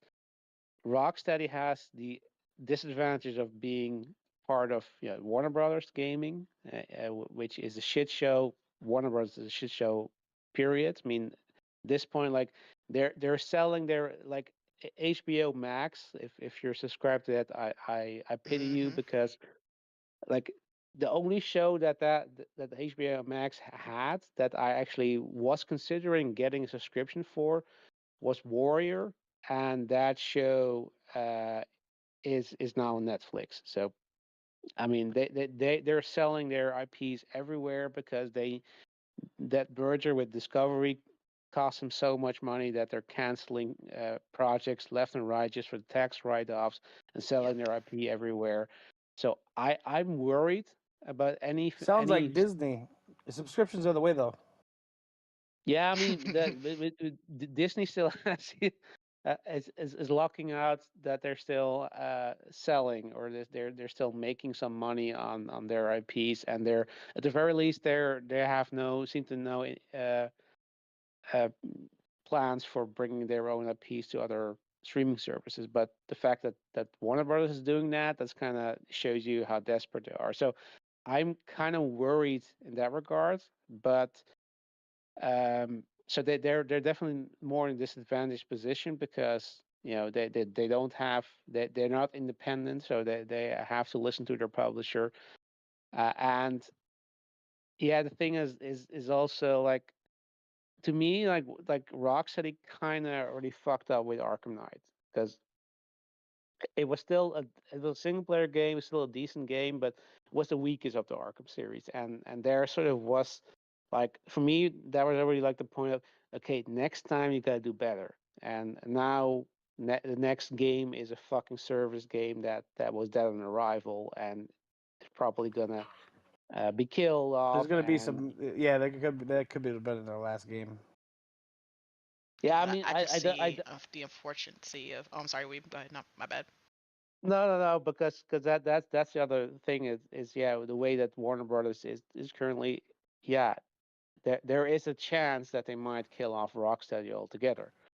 Yeah, they're So not in a Mhm. good financial point, and they haven't had a really good game in like 13 years or so. yeah, It's like I 14. see massive layoffs coming from this, and it's sad because it ain't the devs' fault. yeah, that's a sad thing. So I hope that, I mean, I hope they can recover from this, but yeah, they're in a difficult position because, again, like you said, Nelson, it's their first game in a fucking long time. It failed, and it's not going to recover. And they're part of an organization that's cutting costs everywhere they can. They're selling their IPs. They're canceling movies that were finished because they can use it as a tax write-off. So yeah, that's kind of the thing, is like, it may not even be up to us as the fans of whether They've or been not we're trying to going to give them sell, another and they chance. can't find a buyer. Yeah, that's true. They were trying to sell their studios. Yeah, so that's kind of the They're trying to iffy sell thing Time there. Warner in general. Whoever owns them, AT&T or whatever. I don't remember who owns them, but they're trying. It's like you There's, get, yeah, you get Time Warner, they're but you trying to don't get shop that. like when they were sell it, you don't get the IPs or whatever, right? The Hmm. Like, studios no, but if you buy all of Time Warner, you would. Yeah, if okay, yeah, yeah. Not many people can do that though. yeah. So yeah, Omar, I have my Okay. last. Yeah. Nate, what about you?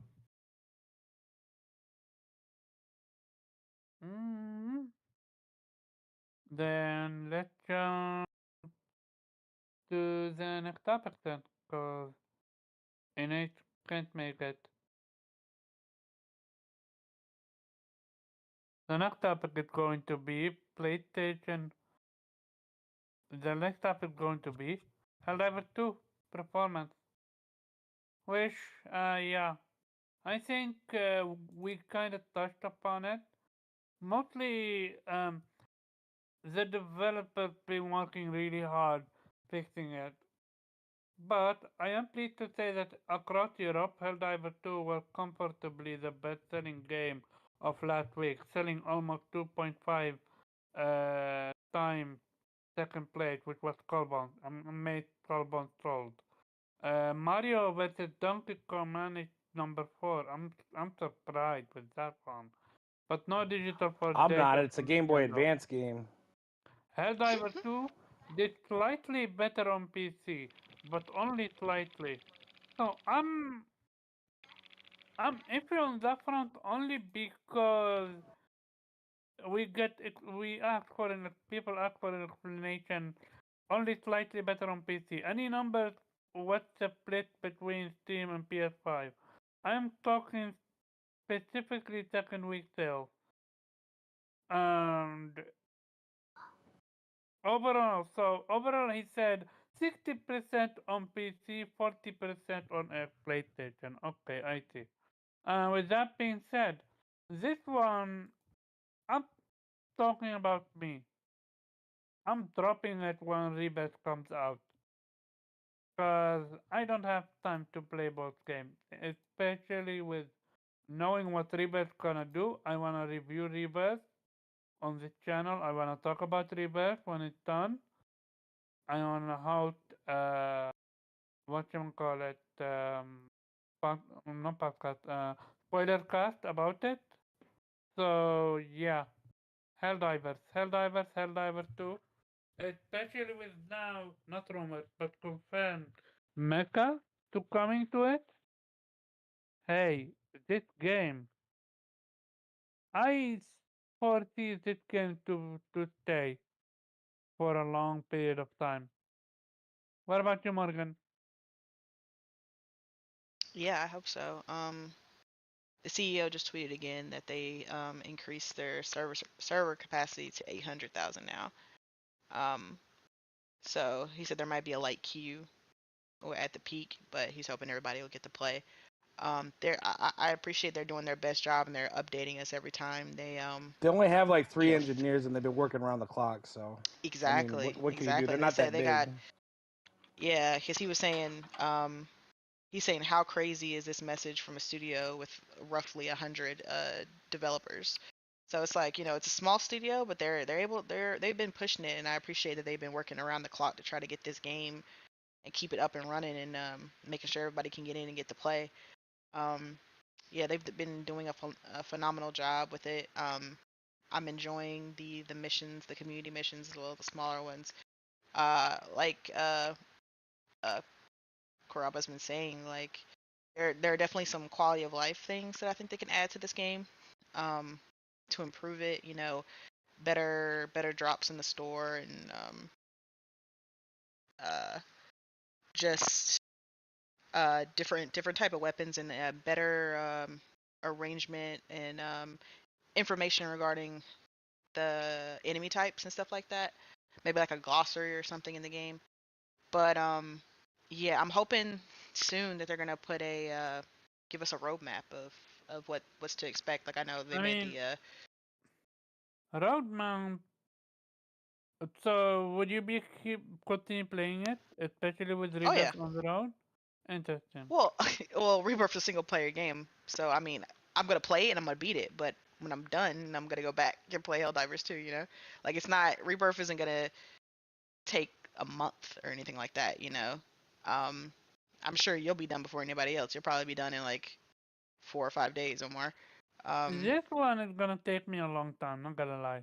Especially if I want to try to get the uh what you call it, the plus. Oh, the plat. Yeah, I'm not. I'm Uh, just beating the game. So I might be done before you. I don't think it's gonna take me longer than like um, and then I'll be back on Helldivers until like the next game, pops up. Like I'm not gonna stop playing Helldivers. Like games are gonna come.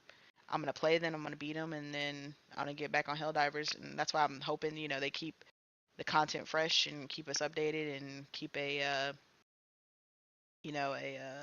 a plan on what they plan on updating the game with, so we can like, because there's apparently like another enemy type that was in the first game that's not in the second game yet. So that'd be interesting if they add that whole another part of the galaxy with a new enemy type for us to fight. But yeah, I'm excited for Helldivers Future.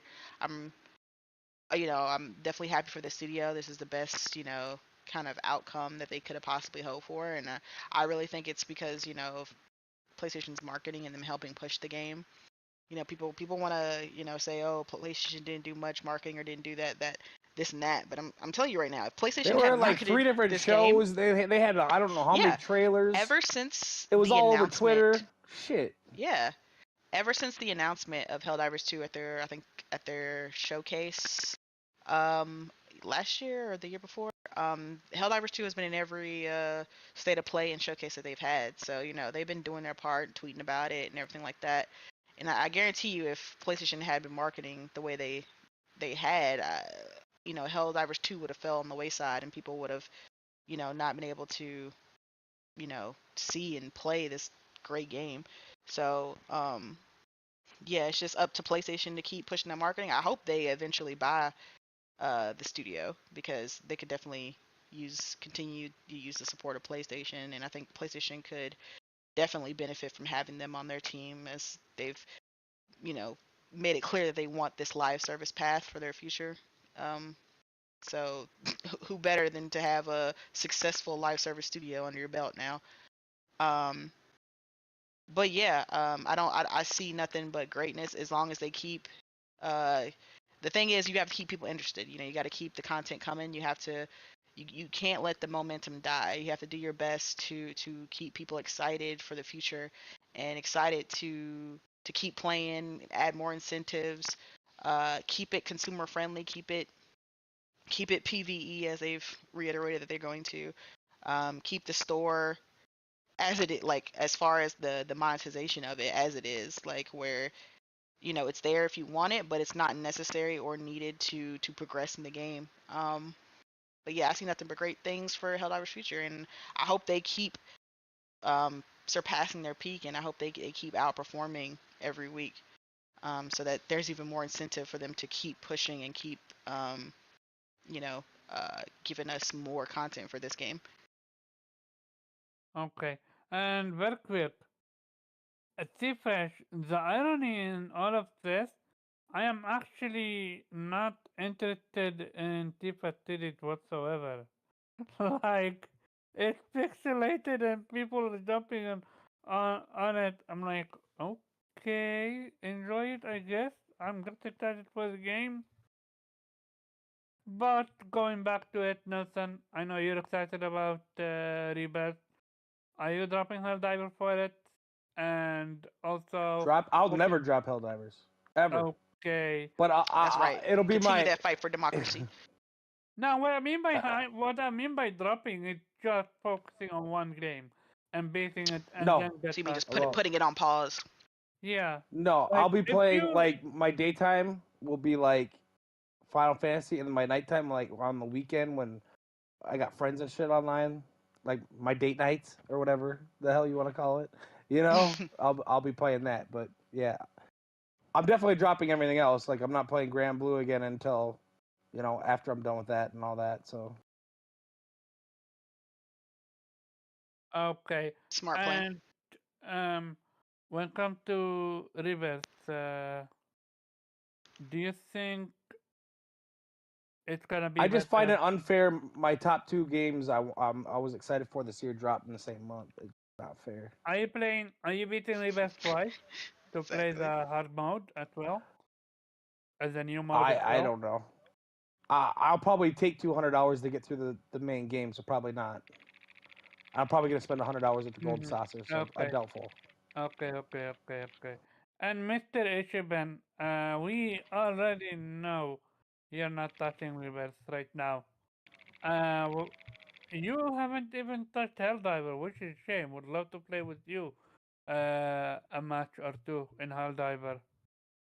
Um, Weeb, what's your thought? Just as I thought, he gives Yeah, two nothing shit. because I haven't played it. Yeah, I know. Um, and Nate, you here? Nope. Then I'm gonna go to the third topic, and the third topic is going to be, and get this, people, this is actually a shocker that a lot of people actually wanted. And real talk, I'm not someone to talk about this topic because I don't even own it. So, PlayStation VR 2 coming to PC. Also, we're pleased from PlayStation. We're pleased to share that we are currently testing the ability for PSVR 2 players to access additional games on PC to offer even more game variety in addition to the PSVR 2 titles available through PS5. We hope to make this support available in 2024, so stay tuned for more updates. Um, oof, this one, this like behind all this blah blah blah from PlayStation, this is just them waving the white flag. It's over. They couldn't compete with the VR market. which make me question, couldn't you just have realized that with a PlayStation VR 1? Why even create two? Why even, and if you did, then why not make it available for PC day one? Like, this way you would have absolutely had no sales. But hey, I'm gonna go to who owns a VR? I know Nate own one. I'm Morgan, thinking do Nate's you the own only one? one who owns it. No, I don't. No, I Yeah. do. I love mine. Okay, so Nelson, what's your thoughts on this topic? Because real talk, I have nothing to say about what I said. Well, it's kind of funny. A lot of people on the PlayStation side won't probably like this, but I said when it first came out, what would be really smart is if like a year down the line when because it's obviously harder on PC because you have a lot more specs and shit, and you want to obviously get it out for PlayStation first, but to have it to configure it so it can work across platform on PC, you'd sell a shit ton more units because everyone complains about the price. But even if it was $600 for the PC version or 700, you talk to guys that play on VR and guys that I play with on VR that have a high end VR that's comparable to a PSVR 2, you're looking at $1,200 or more. So if they can get it for 700 in a PSVR 2, that's what everyone's gonna get. Hmm. So, do you think the R2 should have existed in the first Yeah, I place? love it. You love it? I love it. I Did just you He's can't such play a find time VR to play hater. it the because first of one? Helldivers. No, I didn't want the first one. Mm-hmm. The I technology just wasn't there. don't I was not gonna think. play with dildo wands. Okay, I don't Why think you a VR hater, I Omar? don't think Helldivers 2 it it's gonna be playable on VR. Like way too hectic. It's way too fast paced. That wouldn't go Yeah, very way well. too fast paced, especially without I would enemies never. I around. would die on easy with every stratagem with a full Yeah, team. It wouldn't. so to try to beat, like, for example, Helldive mode, like, nah, it's over, it's over, it's over before it's You couldn't be over. easy mode. As fast as those bugs go in VR, you would not know. Yeah, as much as people wanna, glorify it, especially with the videos that people be putting out, it makes it seem like Helldiver is such an easy game or stuff like that. Like, nah, Helldiver, if you're not careful, you're gonna die. Thousand deaths, time over and over again. Especially with it being, uh, team damage count. So yeah. Weeb, what about you? You don't own VR, right? Nope. Um, But what's your thoughts on what's happening? Do you think they lost the war? If so, do you think what we will ever see a VR 3? what war? I mean, the VR war. Because they Uh, You wanted really to hate compete and they PSVR, don't you, couldn't. Omar? there's not much of a Who are they VR fighting? war because VR will always be niche. You know that. Could you repeat that? I said VRs will always be niche, so it's not much of a I war mean, Xbox anyway. is niche. No, Yeah, you and could there's you no could war. resist. Yeah, This but is, to me, this is what the Xbox is. yeah, but Surrendering. the console business is not niche, right? You know that, The right? console is not an accessory. Yeah, but the thing is, like, yeah, Mm. I mean, it is partially their own fault because it seems to be that they're not really releasing a lot of games on it, so they're not giving people reason to buy. But I guess it's sort of chicken and egg thing. Like, are you going to invest in games if you're uh, maybe your projections are not meeting your expectations? I don't know. But I don't think this is really anything to say like it's losing a war or whatever. I think it's a good thing what they're doing because it expands the potential range that the PSVR has and it gives you more utility to it. So I'd say it in the end, nobody really loses here. So I don't think that's like this is such a niche market and a niche part of that market that like if that's what's going to give it more longevity, cool, right? In this case, it need like I guess if you want to compare it to Xbox, it's the same way Xbox had to go to PC to make sure that their console had any reason to exist, right? Which is very different from if that's what you want to go to. Uh, PlayStation right now has no need to put their games day and day in PC because that's gonna be counterproductive because that's gonna remove the main selling point of their console, right? So there's the and they have no need for that because their console and their games are selling like hotcakes. So you would be only sabotaging yourself by doing so. But this is, yeah, I mean, I guess inevitable, but in the end, a good move, I guess, for VR fans. Like I don't have a VR2. I'm not really planning on getting one. I tried the VR1, but and I know two is leaps better, but for me, like it's kind of like it's hard to do that for a long time, and especially if you're well, if you're prone to motion sickness or whatever, like especially shooter like what was it called, I think Farpoint or whatever the shooter was in PSVR1. But that game, like I played that, but you got sick after a while, just really queasy because the problem is that yeah, first person shooter is so the movement is so fast, and especially if you're sort of jumping around, teleporting around, like it really doesn't help. Like it really, if you're doing that with a VR set on, that's you know, it's just, at least for me, and I think not the only one, but for me that was unbearable. But I know two is much better, but the thing is like I have no really interest in VR. The thing is like cool if there's an option there, but like I don't need it. I mean, there's so much that I have every console. There's so much that I still have to play.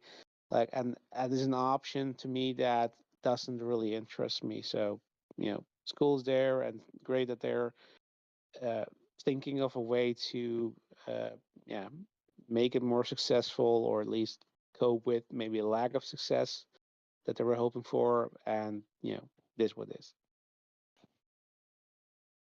Okay. Nate, you here? No. Then, as for me, I will reiterate what I said. This is PlayStation waves the white flags. We can compete. We give up. What? Yeah, it absolutely is. First of all, you didn't Why? ask me about my opinion about it, but Sorry? anyway, I said you didn't Oh, ask me about my opinion I about it. thought I Who are they did. competing against?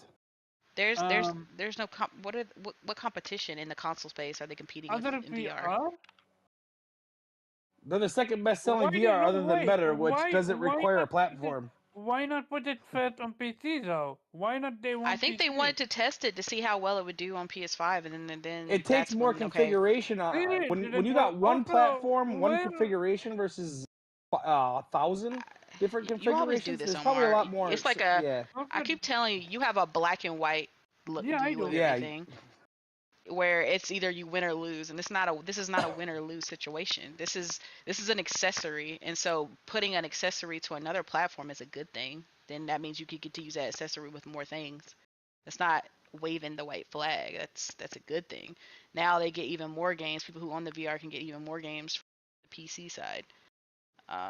So this is a good thing. Hmm. This is even more opportunity, more games, more yeah. studios that can make It's gonna games for become the this. best high end VR value on Yeah, even if it's and more now than the it's So PS5. shout out to it's T-Prac. They said they will need a dongle for PC. It uses I mean, there's USB-C. nothing wrong with that. And then they'll sell a dongle. It'll be that It'll simple. probably cost a little more too, but it's still. uh, I don't know what the prices are right now, but when the PSVR 2 came out, I know a lot of guys that have like 3, 4. They're just VR heads. They said their $1,200 or the VRs for their $3,000 PCs were not as good as the PSVR 2 with their PS5. That they got 400, Yeah, 4,200 wrapped and up now that between PC and VR. it'll be on PC, it'll be on with direct competition with the MetaQuest now. So now they'll Yeah. be on Steam's turf. Well, So that's Well, the Meta Quest has a built-in chip. It's a whole different story. I'm talking about PC VRs, but yeah. yeah, that's true. Yeah. So yeah, and innate is not. Meta will always be best because you don't need anything with it. You can play it at Use home it by with nothing. itself. But Yeah. Innate, yeah, innate is not here, so let's jump to the next topic. Xbox releasing their games on PlayStation and Nintendo. Mm. Like Xbox is being generous, and and and this is the funny part. Remember when Phil Spencer said 4 games? What happened if I say it's more than 4? It's already confirmed. From Nintendo Direct alone, we have Battletoad releasing on it. We have Killer Instinct.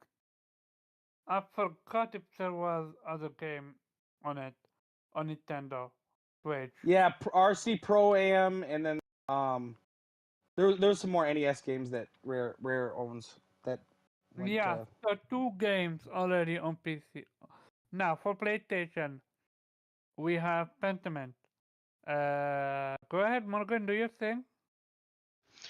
Yeah, but to be fair with those extra releases, those games were originally on Nintendo, so I think it's just a Yeah. So Pentiment on PlayStation. Are you double dipping?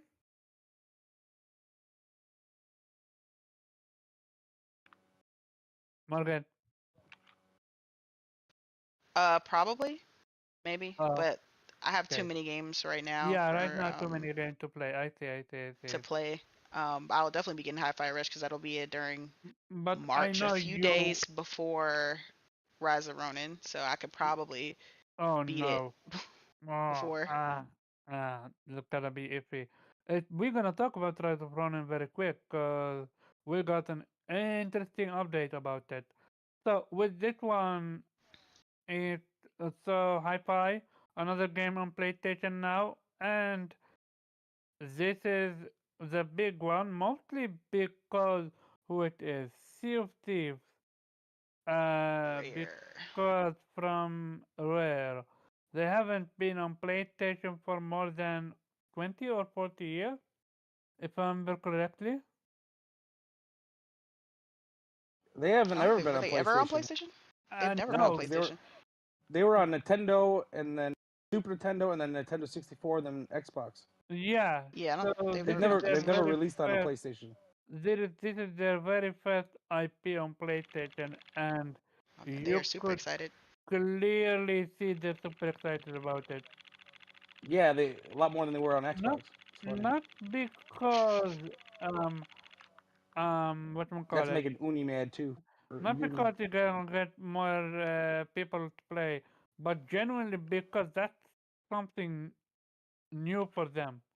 That's something like imagine you're hearing about the console makers that you can't touch, and you know that's how good they are. And now you have finally the ability to work with them, cause you know for a fact PlayStation sent some dude over there to help them. Because they have zero experience with PlayStation. So Yeah, they clearly, had some independent company that helped them port the game. They already I forgot what it was. They tagged them that helped them make the PlayStation Nipsey? port. No, You mean no, it was some independent. It was some okay, random independent company. okay. But I'm also pretty sure PlayStation sent some of their guys. Possibly. Which make me question now, what other games are hitting PlayStation? But yeah, All of them. all of them is if it's to say Eventually. eventually maybe, but as of right now, it's no longer 4 games. Like They we wasted no time. Those started, 4 games are coming like they were already coming. They're like coming in hot. You know what I we mean? They're like we on top of each started other.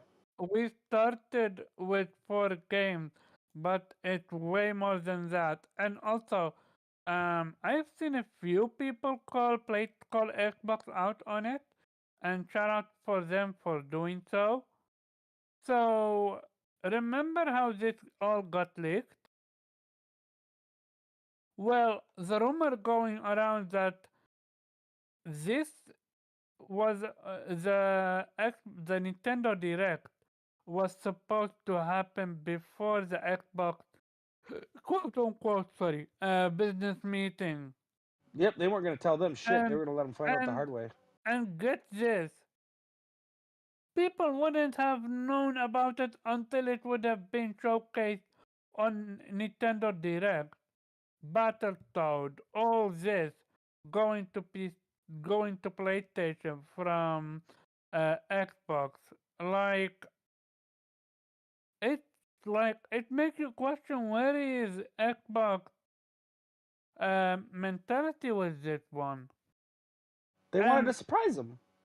it makes you also question like apparently Xbox held an event where they said we every screen is playing on Xbox or something to such degree. I'm like, okay. And then this is the big one. Phil Spencer wants Sony and Nintendo games on Xbox, but says he doesn't expect it. In an interview with journalist Steven Totilo, GameFile newsletter, Phil Spencer said the decision to bring four Xbox games to the other console wasn't intended to make its rival follow suit. This is not for me like some kind of battering system, Phil Spencer explained. We're doing it for the better of Xbox business. Bullshit, you're doing it because you have no other choice. Despite this, Phil Spencer said he would, of course, welcome the console games or other console games on Xbox. Of course, God of War. Can you imagine? And noted that it would be beneficial for multiplayer games, in particular, where building a large online community is important for a game lifespan. I will say, when I look at a game like Hell David 2, and it's a great game, kudos to the team shipping on PC and PlayStation. I'm not really, I'm not exactly sure who would help in the industry by not being on Xbox. He said, if you try to twist yourself to say like somehow that benefit somebody elsewhere, I mean it benefit PlayStation, but I'm gonna say if it's a multiplayer versus or something like that, not gonna lie, I do believe putting it on PlayStation IP going to Xbox is beneficiary, especially with multiplayer games. I'm talking like, for example, Is this you talking or is this Phil? what's that game? Phone Star, just name to name few, cause you know Phone Star underperformed, or that car game, not Twisted Metal, Destruction All Stars, another one that could benefit from it. With Wait, that is that your being, opinion? sorry. Is that okay? I couldn't tell when you stopped Phil's quote and when you start giving your opinion. What Oh, was sorry. what was No, your I was opinion? talk. I was no sorry. Yeah, I you was you just kept talking, remembering so I the. was like, is this Phil talking or is this Yeah, you? no, I was just first I was reading the newsletter, and second I Yeah. was remembering the uh the name of the game. But Oh, okay. I'm actually gonna go to you, Morgan, first. What your thoughts Mhm. on what he said, and do you think it's smart if PlayStation multiplayer games hit Xbox? Um, I think Phil's under the impression that Helldivers is a third party game, and that's why he's saying these things. Because if it was like Insomniac making this game, he wouldn't have made that comment. But because they're not Can officially someone owned by like PlayStation, can someone like him so make such a mistake? Is that yeah, even he's made possible? Yeah, he's he made don't many know what the mistakes. hell's going on. He's made that very clear. Damn. I was like, we've watched this man make many a mistakes. So I mean, yes, I yeah, he think lied. He lied a few times, but this is the big one. To not yeah. know that Helldiver is a third-party IP. Go ahead, continue. Yeah. He don't even know what's going on in his own damn studios. Yeah. Exactly. Um. I just think while it is beneficial for a multiplayer game to have as many potential players as possible, I don't see the benefit of it putting on Xbox. And it's not because I'm anti Xbox or I hate Xbox or something like that. It's just the way Xbox gamers are quote unquote trained by Xbox is most of them don't even buy games or play games unless they're on Game Pass. So I I don't think literally, there's really any purpose. very Go ahead. quick, to comment on your thought. I literally saw someone said that $40 for Helldiver 2 is too much. Yeah, yeah, yeah. That's fucking nuts David too. Jaffe, even David Jaffe said that. He was like he Oh felt my the game god, was that gonna made me so mad. not be successful. I know. He said the game was not gonna be successful because he thought a $40 price tag was too much to ask for a live service game. Yeah, Obviously, he he was loves Game wrong Pass so as much per because he could play a usual. game for Then when 5 we minutes, were playing realize it, it's we're shit, and like, keep trying other shit. how did PlayStation release the game 40? Like, you would think it's 60. Hmm. Yeah, and it's just I would and have bought it for he's not the only 62. one It who would have been thinks worth it that. too. That's like a lot of the Xbox mentality that, I'll just wait for it to come to Game Pass. I won't play it. It's not. Is it on Game Pass? Is it on Game Pass? Is it on Game Pass? Like that's like the first question. If it's not, oh, I'll just Mm-hmm. wait. So there's honestly no benefit for PlayStation to put it on there. And I know Xbox gamers gonna be like, well, Xbox could just pay them to put it on Game Pass. Like, listen, I'm gonna let you know right now that the check that PlayStation will probably require from Microsoft to put that game in Game Pass would probably be too much that Microsoft wouldn't feel like it was worth it. Plus, then So Sony would be kicking their ass if they did it anyways, because they would have offered them 50 million or something to put the game in Game Pass. And seeing how this bitch came out, they were like, "Fuck, we should have asked for 400 million." yeah, and especially with, I wouldn't want to put my game on Game Pass anyway because I see that it's selling. I see that it's popular. I Yeah, see that it's doing good. So I that want people to you buy the you think you game. you think Pal World wishes they would have put that shit on Game Pass right now for that couple million I they know, got? I right? bet you they don't. With the I bet you they sales they fucking kicking getting. themselves in the ass. Yeah, That was exactly. the biggest So and mistake they ever fucking made in their life. I know Microsoft probably wrote like a check that probably is not as high as it would be right now if Pal World had released with them knowing how popular it is. Hell no, not a I bet. chance. I bet that check looking real small right now. But yeah. Again, so again, I don't see any benefit. Xbox gamers aren't gonna buy it if they put it on their platform, and putting it on Game Pass would not be, to me, would not be a smart strategy. So I don't see a win in putting it on Xbox platform. I mean, Xbox gamers always tell me that Xbox is PC and PC is Xbox. So it sounds like it's already on Xbox to me. Play it on the PC Xbox, and and there you go. Xbox players have access to it. They always say they have PCs, so they can play it on there. Like there's no need to put it on the Xbox platform. And Phil Spencer can get over it because he's got many a live service games such as Halo Infinite, Forza that aren't on PlayStation. And what's the benefit of having those games exclusive to the Xbox ecosystem, right? Like if he wants that mentality, if he wants others to play by those rules, then he needs to play by those rules. Sure, put Halo. I personally don't care about Halo or Forza, but if you want, people or publishers to put their first party games on your platform, live service games, and you need to do the same. And I'm not just talking You about Sea know of for a Thieves. fact he have no issue doing so. You Oh yeah. know. That's true. He wanted to put Master Chief Collection on there. He wants to get rid of. He wants a different audience. He wants to spend money, but It's not that. he It's can't. not that. They couldn't compete with PlayStation, so they gave up on exclusivity, which is why Satya is against exclusivity, and Phil Spencer is also against Yeah, if you exclusivity see the because sales of their games, I'd be against it too. anything And else to that's the add, thing. Morgan? They want PlayStation to come down to their level, and I think PlayStation shouldn't because they are succeeding where Xbox is failing. So why should I do the thing you're doing because this is your Hail Mary. This is your last chance to secure your place in the console market. So this isn't a decision you made for the good of the gaming community and for consumer rights and for to be consumer friendly. Now this is a decision you made because you're losing money. So no, I'm not gonna copy you the console that's in third place because you're like I said, you need a out, you need a win right now. Like absolutely not. No. And Phil can go off somewhere and make his own dang Helldivers. And that's another thing. A So yeah, Halo basically, yeah. Go ahead. dev, Say it. You yeah, can just Halo buy Call of Duty. dev, You don't need. yeah, exactly.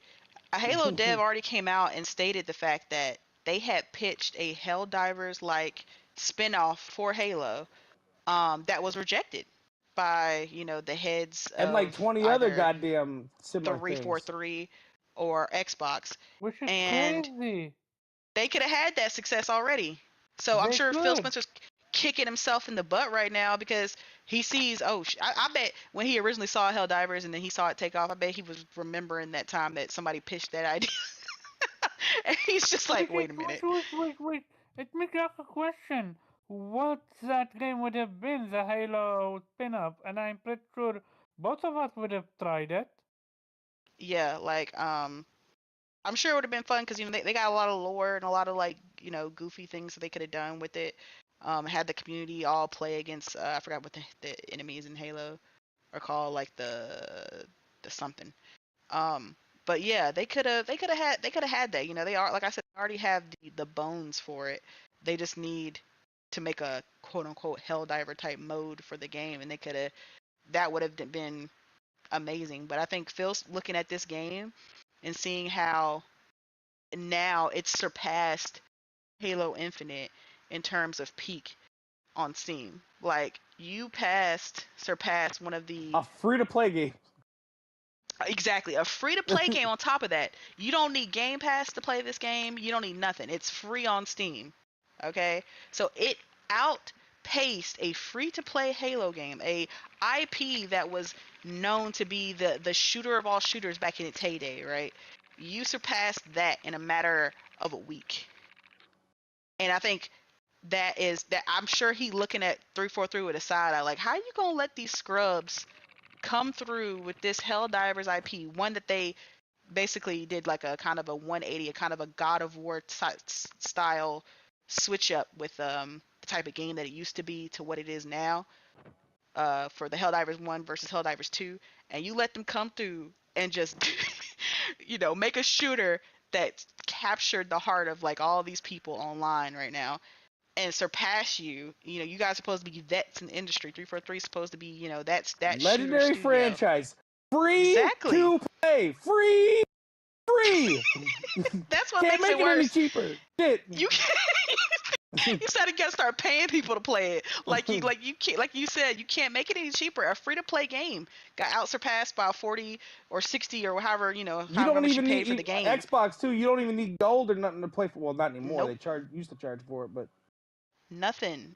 And I think I think something deep down, I think that just irks Phil deep down, and he's just he wants that on his box. But guess what? You got to make it your damn self, Phil. This ain't a time where you can just pull out your checkbook and don't worry, guys, I'm gonna get it on Xbox. No, you're gonna watch people play Helldivers on PC and PlayStation the same way you're gonna watch PlayStation players play Final Fantasy VII Rebirth on their PlayStation, and you're just gonna, But remember, guys, deal with it. all of the biggest games are gonna be available on Xbox.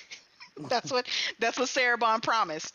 But we see the biggest games skipping, right? We see Helldivers skipping, Grand Blue skipping, Final Fantasy skipping, Rise of Ronin skipping, Stellar Blade Specific skipping, drives. and it's Rise of Specific Ronin is drives. the Skipping. PlayStation IP, I think.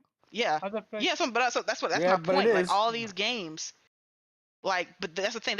Xbox had a potential to get that right. Also, I'm sure there was a pitch for Rise of the Ronin. Genshin, they skipped. Yeah. Honkai, they skipped. Then what? There was like 3 other games that came out the same day as the direct that were all skipping the that Gundam game, right? And then Yeah. some other Gundam other Breakers game. and like a was Monster the other Hunter one? game or something. Yes, the Monster Hunter. Thank you. The Monster Hunter game skipping, and it's just I feel like that's Look, and I've seen a lot of Xbox fans. I'm surprised because they got from Capcom that game in what you call it in Game Pass. I don't know what happened to Mhm. it. Yeah, because they knew it was bullshit. I guess it didn't. Maybe it didn't perform like they wanted it to. Clearly Hell from no, nobody bought that damn thing. the primal, extra primal. Yeah, yeah. Oh, yeah. But that didn't do well, as far as I know. I don't think it sold But yeah. 50,000 copies. Oh, yeah, it probably didn't. But yeah, it's just, and I could see from a lot of fans that day when they kept seeing, first the day of the Nintendo Direct, they see, okay, the 4 games are all coming to PlayStation. They see all of uh the developers excited about the game coming to PlayStation. Then they see these other third Yes, party real games like customers. the like the Monster Hunter and the Gundam game not coming to PlayStation. Then the Final Fantasy marketing is ramping up, and that's another game not coming to PlayStation. And then they see Limited Run, the company that makes physical games for for studios. They finally made a physical copy for Hi-Fi Rush and Pentiment. And then in the advertisement, the PlayStation version's in the front.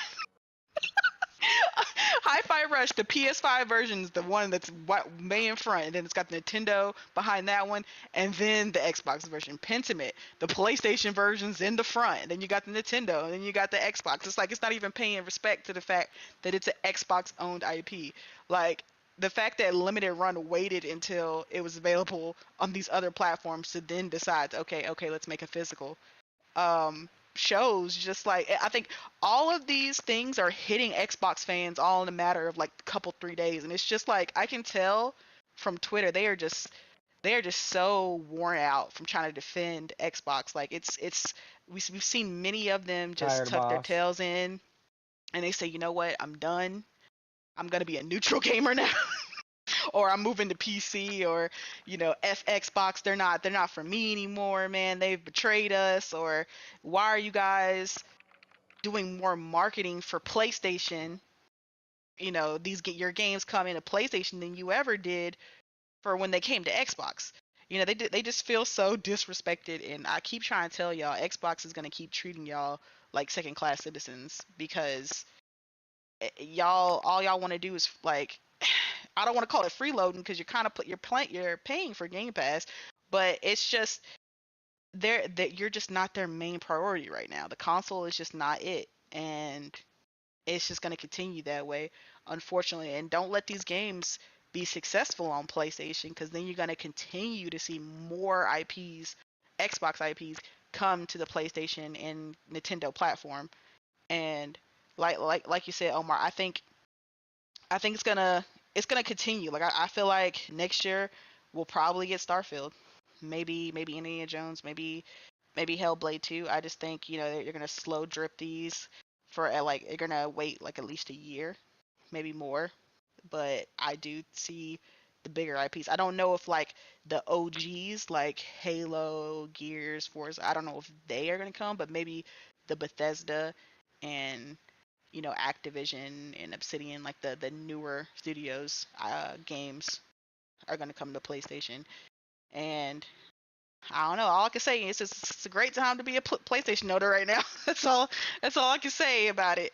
It's looking kind of sad on Team Green, but hopefully the IPs they got coming, the Hellblades and the Indiana Jones, which 2 IPs, and I'm looking forward to.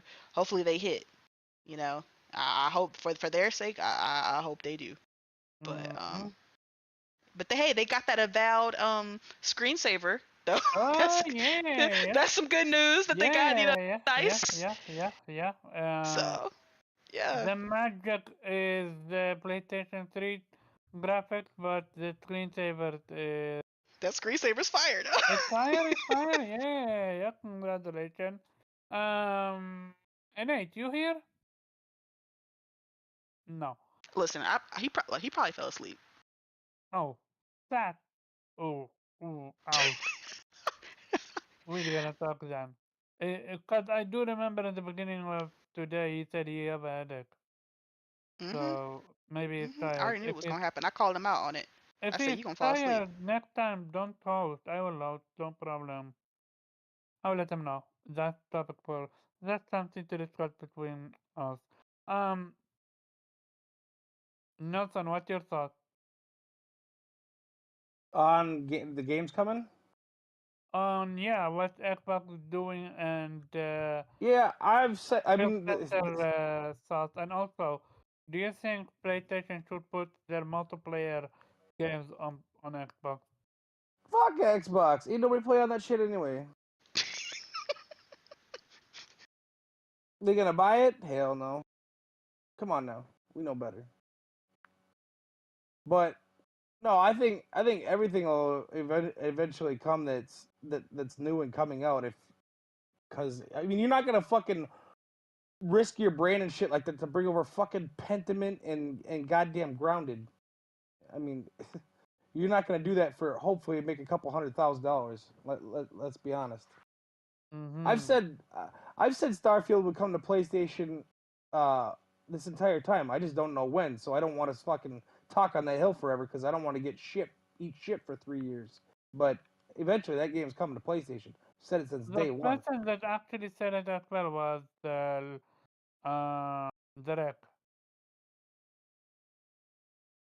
So yeah, and Yeah, what's your I, thought I've always I've always said on that Phil it was gonna come. Spencer last Hail Mary? Do you think it's gonna work? Nah, it's pick six.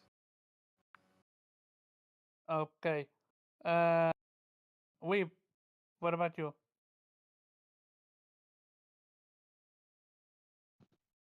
What about me? Don't tell me you fell asleep as well. No, I, Okay. I didn't pull a nade on you. Okay. Good. Good. What's your thought on Phil Spencer and putting the games on PlayStation without uh, without any notice? Like this wasn't even planned, if not for the leak. And also, what your thoughts on my idea, or rather his idea, that PlayStation should put their multiplayer games on Xbox to generate more revenue and gamers and Hell players. no. Hell no. That's fucking That's right. bullshit. Yeah, Hmm. yeah, like Nelson said, nobody's gonna buy those games anyway, so you have to put it in Game Pass. And why would you fucking put it in Game Pass? Because then you're gonna give them a competitive advantage. They can say, yeah, you can just Play get all it the great in. PlayStation games on Yeah, Xbox. it's Fucking. it's for Exactly. free. It's in Game Pass. You're already paying for it, so you don't Hmm. have like nah. Fuck it. Those bots were always complaining, yeah, Sony doesn't have great multiplayer games. Now they got one, and now suddenly they want to have it. Fuck no. Buy Facts. PlayStation. Facts. Talking all types of shit. Okay. Anything else to add? Nah, fuck Phil. And Mr. Sleep is asleep. So I'm gonna say that I like the idea mostly only for games that not doing well. Like for example, um, Homestar. Like Homestar is gonna die a thousand deaths. Foam Storm's That's not not, their freaking. That's not their decision. They have that's no not a say in that. PlayStation game. I'm pretty That's a sure it's Yeah, Square no. Enix game. PlayStation decision. We both know that. I If mean, but Square PlayStation is wants publishing to, it. Square can do yeah, whatever the hell they Xbox want I with is it. Yeah. it's publishing it. their But if IP. PlayStation wants to put it on Xbox, it's Well, they don't. They have no say. They can do Yeah. whatever the hell they want with it. dude. Do we know if PlayStation bought the right or has it paid No, exclusive We deal don't. for it? It's a Square it's Enix. It's a open. Square Enix IP. Yeah, just as The It doesn't say seven timed the or nothing on it. It ain't seven timed. There's Final no Fantasy contract. There seven ain't shit. is a the Square Enix IP. only thing that could be the case is because it's in PlayStation Plus that they made a deal that it cannot appear in any competing subscription service for a Yeah. limited amount of time, which would make it not interesting for Xbox because again nobody buys fucking games, so it has to be in Game Pass. Hmm. Mm-hmm. Okay, so with that being said, I think we beat this topic to death. Let Well, we're not beating anyone to death, but we're gonna beat his opinion to death. And Oh man. this is I like every single time when gaming media reviewers think low, I don't think they can think lower, they think lower. Um, Oh, so I'm gonna call him out. I want all the oh smoke. shit. So where is he? Where is it? Oh shit. I don't have it on here, damn. But I know what he said. So basically, Paris, Oh man. if you know him Otter on guy. Twitter, he put out a statement that said, You mean in Paris Deep Throat? he, dude, he said, I played Final Fantasy Rebirth. I loved it so much that I went back and played Final Fantasy Remake. So, that by itself is not an issue. My issue comes from, apparently, and people can correct me if I'm wrong, this is, he is the one reviewing it. Mm. And that's where I'm like, no, now you've gone too far. If you're actively reviewing something and you never touched the previous game, how the fuck are you gonna know what the improvements are on from the base game, from the previous one? How the fuck is you gonna know the the difference in gameplay mechanics, in storytelling, in character development, in everything? Like I don't like I and I'm gonna call them out on it. Vitamin G crew. I had a conversation with them about it, and two, maybe even three, agreed with them on that front. And here I am sitting like, what's going on? How? To be fair, I done told you to stop being on How? hanging out with them dudes. They don't. No, I'm not. I'm not gonna do that. Like Console War Banter. If Console War Banter was here, my friends, we're not doing that. Friendship is different from Console War Banter. But with this conversation, I'm like, clearly, I'm not the only one that think otherwise, and clearly, they're not the only ones that think otherwise, and they truly believe it. But I'm like, what? How does that make sense? And I think I find it. So here it is from Paris. Someone asked, did you play Remake? He said, ironically, I played Remake after playing Rebirth. Low. And then someone else said, this is why people don't take game journals seriously. Exactly. I will go back to what Innate said. Oh, shout out to um shout out to what you call it, what's a PlayStation. When Innate won, what happened? Everyone on the panel was happy for Innate because they knew he's gonna play it. He's gonna get something out of it. In in and this is the mentality that I can't comprehend when it comes to Xbox. We they literally just tweeted out a few hours ago or a day ago that it's okay to not finish your games. Like how in what reality is that okay to say? I I I'm I'm flabbergasted. I am genuinely mindfucked with this one. Anyone here? It's perfectly okay to start a game, enjoy that game, but never actually finish said game. Help me! I mean, Someone! there's been plenty of games I haven't finished. Just whether it just hasn't captured me or I just But didn't how enjoy is it. the disconnect so. How is the disconnect so big. The gap in reality and what what shouldn't. It's like, how do you combat that? Because these are reviewers. I don't Oh, care if he you gives the talking about game a... reviewers. Oh, okay. Yeah, but this is Paris. He reviewed it.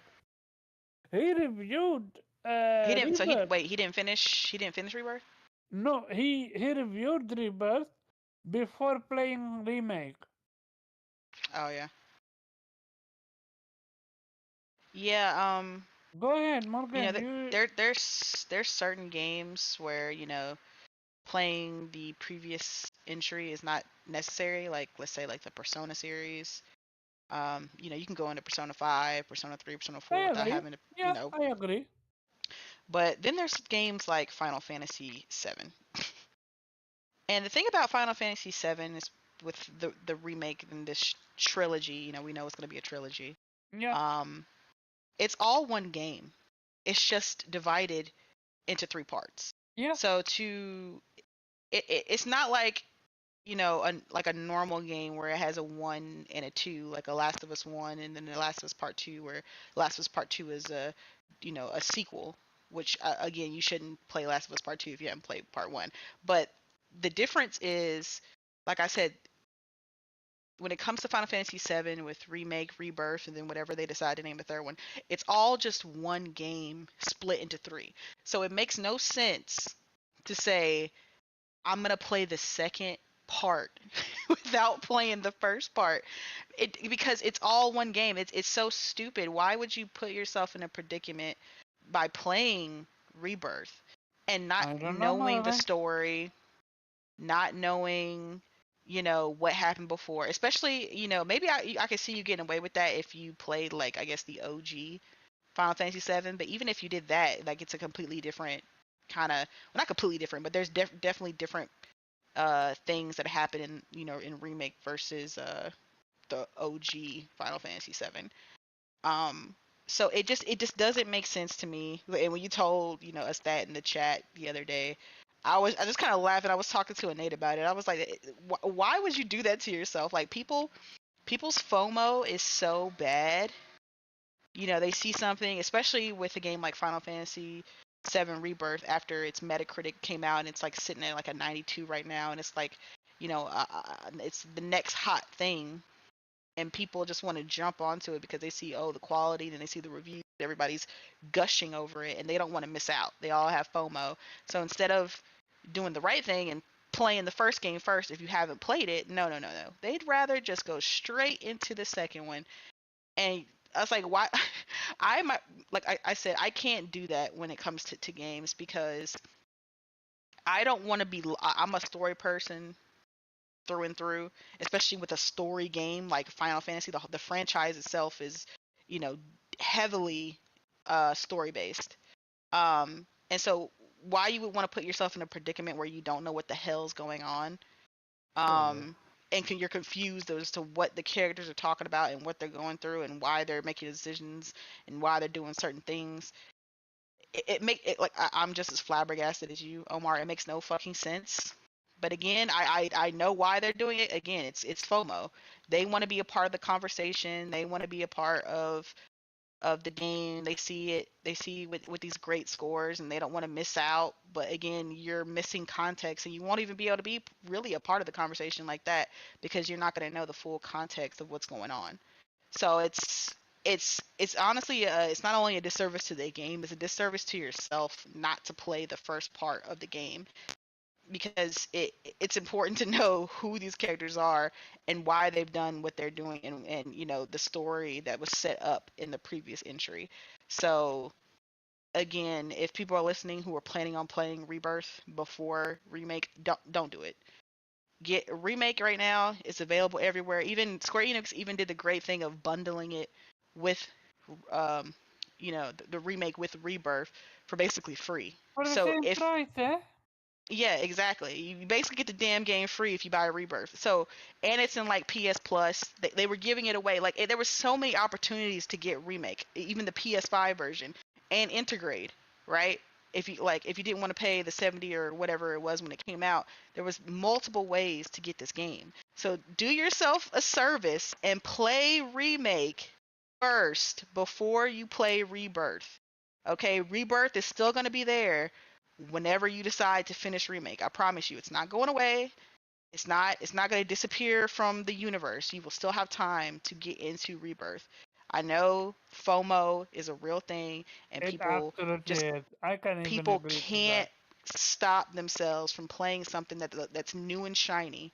But do yourself a favor and a service and play the first part of a game, especially a game like Final Fantasy VII that is all one game.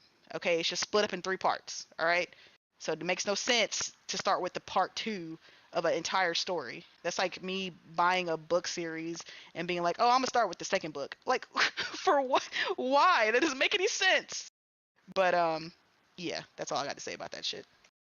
I see.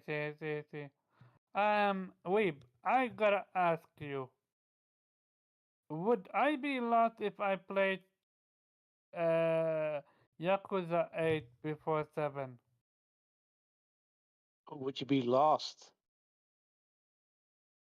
or what? What I mean by that is, would I be able to understand the story, the character development, and all that stuff? Uh, well, I'd say the difference here is if you compare to Final Fantasy, that's clearly one game split in 3 parts, right? Hmm. Um, here, each story of the Yakuza series is sort of self-contained, but there's continuity. So if you didn't play 7, then you wouldn't know, the characters um, and the history. So it wouldn't be as meaningful as if you start playing 8 without playing 7. Hmm. Um, but so it is possible because I gave you a little bit of recap. And it is a new story, so it's not that 7 ends with a cliffhanger and you get into continuation. Um, but if you're asking me, obviously you should play the previous game to understand. Like the thing with like with 7 and 8, like because there's a new protagonist, that could be an entry point where you say, okay, it it it is possible to start 7 without the other games. At the very least, it's a one that you could most easily start with without playing the other games.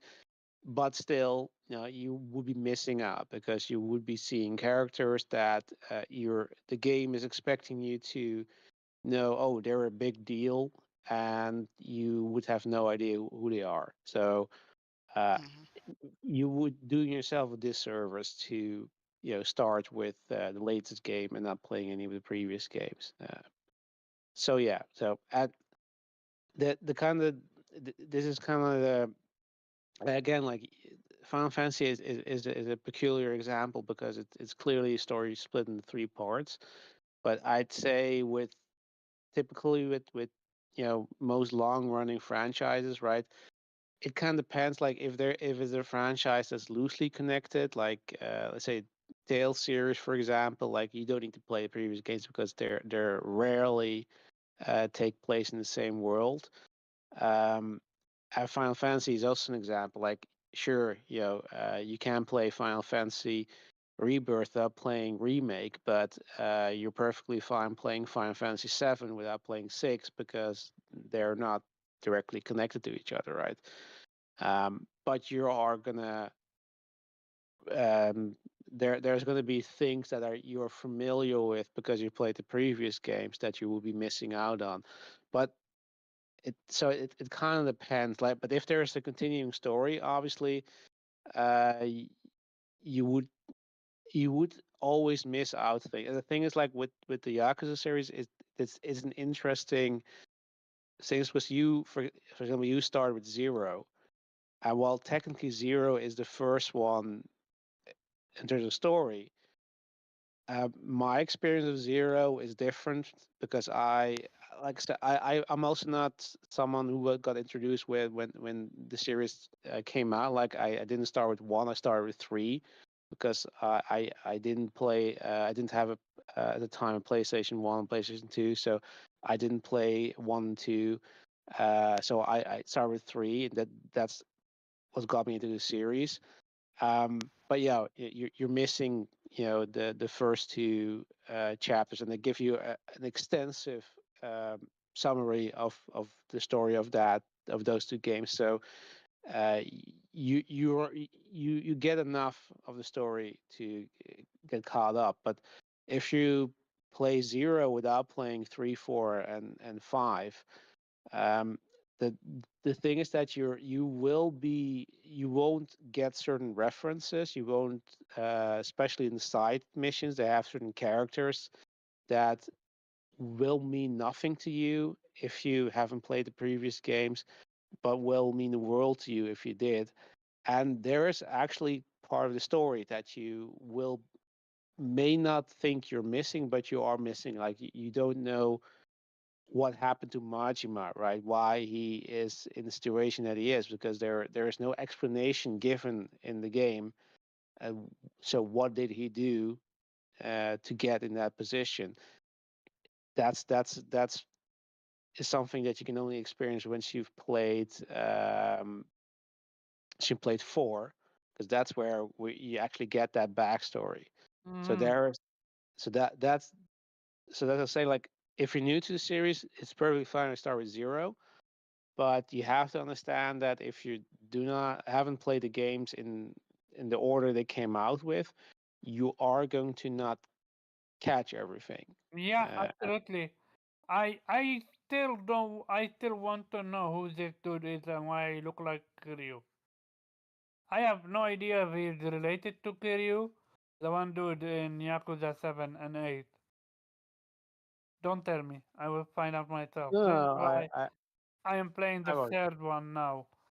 And I said I started with 0, and the reason why I started with 0 because I wanted to start from the original, from the beginning. And I never regretted it. Yes, gameplay is different, but stuff like that. But the payout that I got with one, phenomenal. One Yeah, of the one of the best villain in gaming history for me yeah, because of the emotional investment in it. yeah, that's that's also the thing. Like, you don't really, unless you unless you have a PS1, PS2, and the problem is as well is that the game was dubbed, right, when it came out here in the West. Like, the only other options you would have is getting it. Like, I think the Wii U had a remastered version of the first two, and I think those came out for PS3, but only, in Japan. So there's really no way to play the original two games in Japanese with subtitles on any newer generation console. So you're kind of left with playing Kiwami and Kiwami 2, and Kiwami both are actually meant to be played after you've played 0, because there are side stories that are continuations of each other. There's the, like, Kiwami 2 has this entire new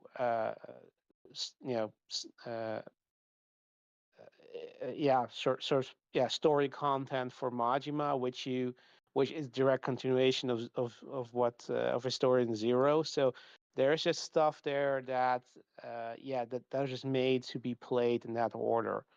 Um, so yeah, I totally do not begrudge you to start with 0. It's just that there might be things, it's like characters that are sort of, like, say, Easter eggs, or sort of for the fans, right? Oh, look, it's that character, like, that I know from 1 or 2, that you won't have that same feeling. And you're missing maybe a bit of the puzzle that will be explained in later stories, even though they came out chronologically, or they were released before Zero was.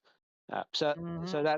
that's sort of a complicated example, I guess, but and there is not, I guess, a right answer there.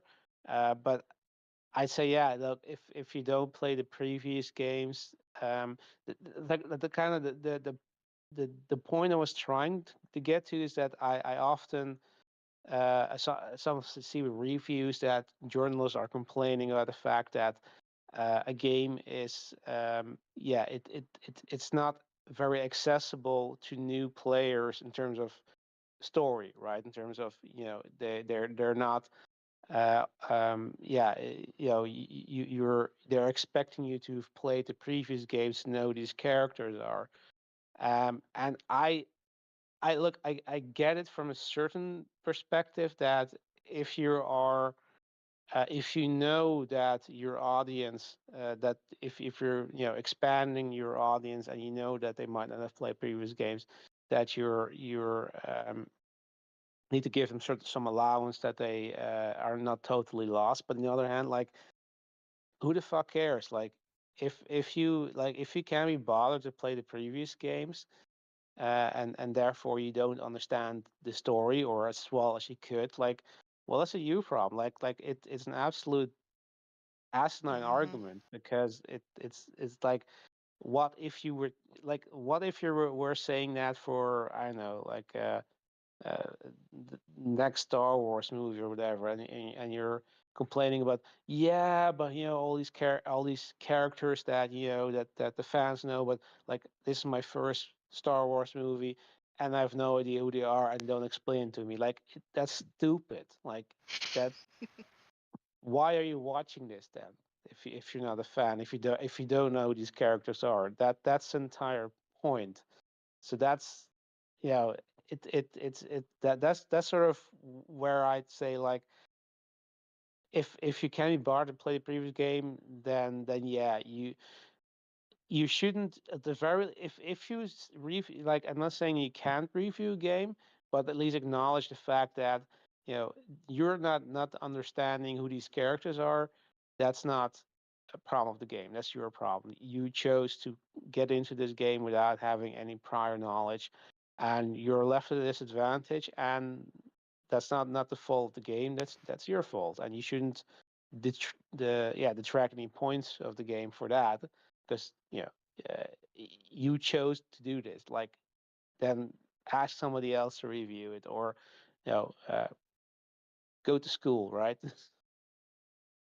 Educate yourself on the history of these Mhm. games, play those games, make sure that you have, the prerequisites to play this game, because otherwise, don't bother. So yeah, so that's my 2 cents, Omar.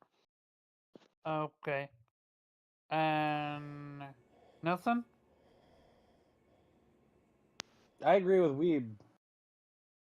I don't know. Okay. How do you pick up Star Wars 2 without watching Star Wars 1 and be like, oh, wait, who's this guy? What the hell is he doing? Why do these guys not like each other? Like, what the fuck are we doing? What are you talking about? Yeah, I agree. Very quick shout out to Thrifty PS Gamers Review. He said good people on the panel. They are absolutely good people, if not great. With that being said, Yeah. um, So hey, look who is Oh, look who's awake. here. yeah. So I mean, obviously, to Good the morning. the question, I was away. I wasn't sleeping. Um, Okay. Go ahead. the What'd you say? it, I don't know. It's just ridiculous to even think that. Obviously, some games it matters more than others. Um, but I mean, just that's a typically on hand rule. Um, I mean, like I said, this was a big issue that I even had when I was playing Yakuza 7 like a dragon, and you had people wanting to skip this incredibly integral part, um, in to the story, especially specifically, if anything, to the main character that you play. in Infinite because, of course, all the hype and this, that, and the third, and which some of you guys mentioned, like eh, if you want to be a part of it, be a part of it entirely. It's like I told you, you know what I mean. This goes back for so long, and it's like I told you when you played Mass Effect, and you just really, really wanted to skip the first one, but now that you've played one and two, and you understand, and you have those relationships with those characters that only start in Mass Effect 1, like now you understand why ultimately these characters wouldn't mean shit to you if Oh you yeah. didn't play one. And not only would they not mean shit to you, your literal experience in part 2 would be completely different, which like I told you that on the side. But like I told you, like the Rex is not there, he's not the leader of his people, and all this other stuff. Hmm. So it's like and you wouldn't even care if you didn't play one. Like it wouldn't mean anything. That's what we keep saying. Like there's so many key points um that are integrated and meant for you to have played the first one, that just skipping it just literally makes no sense. So I mean, should they have to? Absolutely. I mean, this is a big reason why, um specifically outlets and stuff like, we've been mentioned, um outlets and stuff have multiple people to review certain things. If you're the Madden guy and you hate JRPGs, typically you're not going to be asked to review a JRPG. They're going to get, the person who is typically excited for those games, that plays those games, that is essentially ready for these games to play them. And it's just, I don't know where this came from. I don't know, in the era of, I guess, what is commonly brought up as instant gratification for a lot of people. Like these people are just so impatient and uh just wanting to be such a part of the current thing so badly that they feel like they can't play the other thing. And like, don't get me wrong, sometimes it's like too old, and I get it, right? Sometimes it's too old, sometimes it doesn't matter as much, but attempting to apply that to everything is insane to me. A big thing this gets brought up with a lot, um, was The Witcher 3, right? A lot of people, The Witcher 3 was their first Witcher, and the team Was had that. mine, and we were so fucking lost. Yeah, I mean, and I mean, you definitely This can. is why I dropped it. I couldn't understand any shit from the story. I felt like I'm playing something I shouldn't be doing, so I dropped it. Yeah, I mean, the team at the same time does highly anticipate a lot of people only playing 3, right? They try to give you just enough to feel okay, and you can definitely play 3 only, but like I said, there's little things that I know because I played 2, um and a lot of times, like, people again won't know.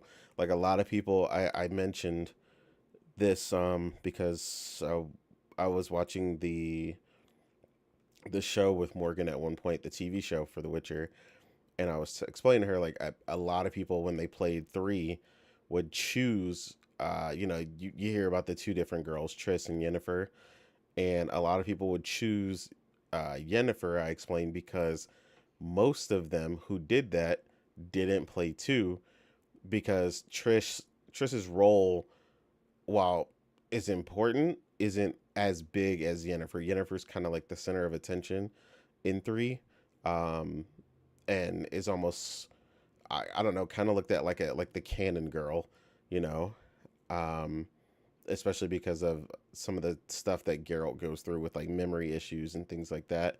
So a lot of people just kind of gravitate towards Yennefer naturally. But if you went through 2, you would know all the shit that you went through with Triss, and that girl is like everything to you. But again, like I said, you're not gonna know that just from what's fed to you in 3. So like I've played the game a couple times and I'll never choose Yennefer ever. She's like a solid fling or whatever. Um, but yeah, she's nothing in comparison to the relationship with Triss. So yeah, there's too many examples of again So why this you would go matters. with Trish over Jennifer? Absolutely. Interesting. You're actually one of the few that said that because I know Jennifer Yeah, is that massive, love yeah. and stuff like that. That's the interesting part because I know the history I have with Triss, but the problems as well is that Triss kind of is a bitch really because she basically took advantage of you when you lost her memory. Yeah, they. I So mean, it, Okay, there was a lot to it. There's a lot to it that they did with yeah, that. But I mean, also Yennefer's like really kind of fleeting for a long time as well. So that was like another thing I took into account. But ultimately, what I'm saying is like if you didn't play it and you didn't know at all, like, and all you played was 3, like Triss ultimately doesn't really mean anything to you. Like you would just be true, choosing true. her because Yeah, you essentially just like the way she looks because her role in it is I show up, here's this chick I used to know who needs my help for 5 minutes. I help her, that was neat, and she's gonna leave. That's her role in 3 to people who don't go through yeah, everything in 2. And then in 2 it's like, that's like your ride or die chick, who you went through everything with. Y'all like freaking stop the world from imploding, essentially. And it's like y'all went through hell and back together, but it's like that's not gonna matter in 3 if you didn't play it. I mean, and that's what I'm saying. Like people could still choose her, Yennefer. Like I was saying, it's just that it's not the same battle, that someone is fighting uh, to choose between them if all you've played is 3. And a lot of games have incredibly important stories and things of that nature that you go through that you need those things. Again, like I told you, the story, you saw, like I said, Omar with Garrus and his dilemma with, someone who did him wrong earlier in his life and the way that you have to save him from that decision and what you go through. And it all flows through to part 2. oh yeah, you actually could have turned Garrett into the bad guy. Not bad guy, Exactly. but like went over the edge. And I Yeah. chose not to because clearly he was wrong. But Yeah. And he's it a cool takes a cat. toll on his psyche, Yeah, and he's like a but completely different clearly character. he was asking you for like in his own way. He was begging you to prevent it from happening, and I did it. And he Yeah. thanked me. Yeah. So yeah, I mean, it's definitely 100% necessary most of the time. Very, very rarely is it not. Uh, like we discussed earlier before the show, I think that things like Persona, that the numbering doesn't matter as much, but even there are noticeable differences to the growth of the series, and the way that it works. Um, the way the dungeons have evolved over time, the way they understood integrating relationships a lot earlier with your team. Like, there's a lot of growth that happened in that series that, again, you're not really going to be privy to. Um, but again, like I said, the way that they wrote it and the way that they're compartmentalized, you can play those in kind of a different order and still appreciate them. But yeah. I think what makes this entire thing such a problem for me is he is a reviewer. Well, no, but Respect, that's always been my issue. Like that's been a big problem for a lot of people who are individual reviewers. Essentially, they might be under like like him. He's a lot of times gets stuff under the guise of like kind of funny specifically, or like things of that nature. But kind of funny isn't they're not a review place. They talk about the news and games and so on and so forth, but they don't really they're not structured in the way that IGN is, who has 15 people on staff whose general purpose uh exist around reviewing games, getting that info out there, that content, creating guides, and all these little things that they're structured to do, right? So a lot of times it's just, hey, I'm a fan of this game and I happen to work for this. Can I get that? And it's like, they don't know if you've played the previous game or all these other things, and they don't operate that way on giving them, the review code and so on and so forth. But yet, this person's opinion is going to ultimately potentially affect the game's score, the meta, because they work for potentially a larger publication. I can't remember if Kind of Funny appears on anything for actual reviews, but that's what I'm saying. Like, you have no idea who or if anyone is following this stuff. And that was the same thing for Horizon, right? Horizon Forbidden West is another prime example of people begging to not have to play the first game because at the time our hype was feeding so much into everything that was going on and the new robots and all the stuff we were doing, and people were just, I want to play it, I want to play it, I want to play it. Even people who we know have factually admitted that they didn't even like the first game are foaming at the mouth to play the second game because the current hype was so crazy. And it's like, you think that's not the same for me while I was playing 7, or for Morgan, who's already a pretty big Yakuza fan, and now is a massive turn-based fan, to want to jump straight into, the incredible craziness going on with Infinite Wealth, but she's not going to ruin that for herself. Like, and that's the difference in people who just really love this shit. I'm gonna be honest, because a lot of people just don't love this shit, and that's the real difference. Personally, to me, like, you're not gonna do, um, the work a disservice like that if you really love this shit the way some people claim they do. But I think it becomes very evident that a lot of people don't, and they just want to play whatever the new hotness is, um, and they don't care about disrespecting the work, or, the way it's meant to be done, to give it the true appreciation it deserves. And I think that's the biggest thing that, hurts in my perspective, because being a RPG fan in general, first and foremost, I understand how important the stories are for a lot of these games, and that really sucks. That a lot of people just kind of forego this stuff, just again for the instant gratification of, I want to press the button, I want to be a part of the people pressing the buttons on the new thing, and it just sucks. So, yeah. Mm-hmm. As for me, it I really believe developers should vet and public should vet who they're having people review the game. Absolutely. Mostly because your game either die or live by reviews. Like, we've seen what review does to the game when it's not doing yeah, by itself.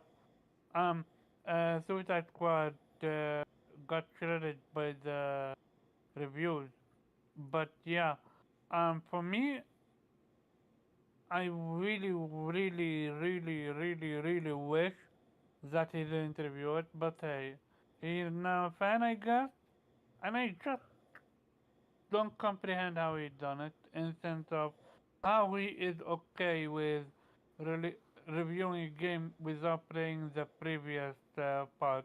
It's like, imagine you played disc 2 by skipping disc 1. How Yeah, you gonna that's understand the essentially. story?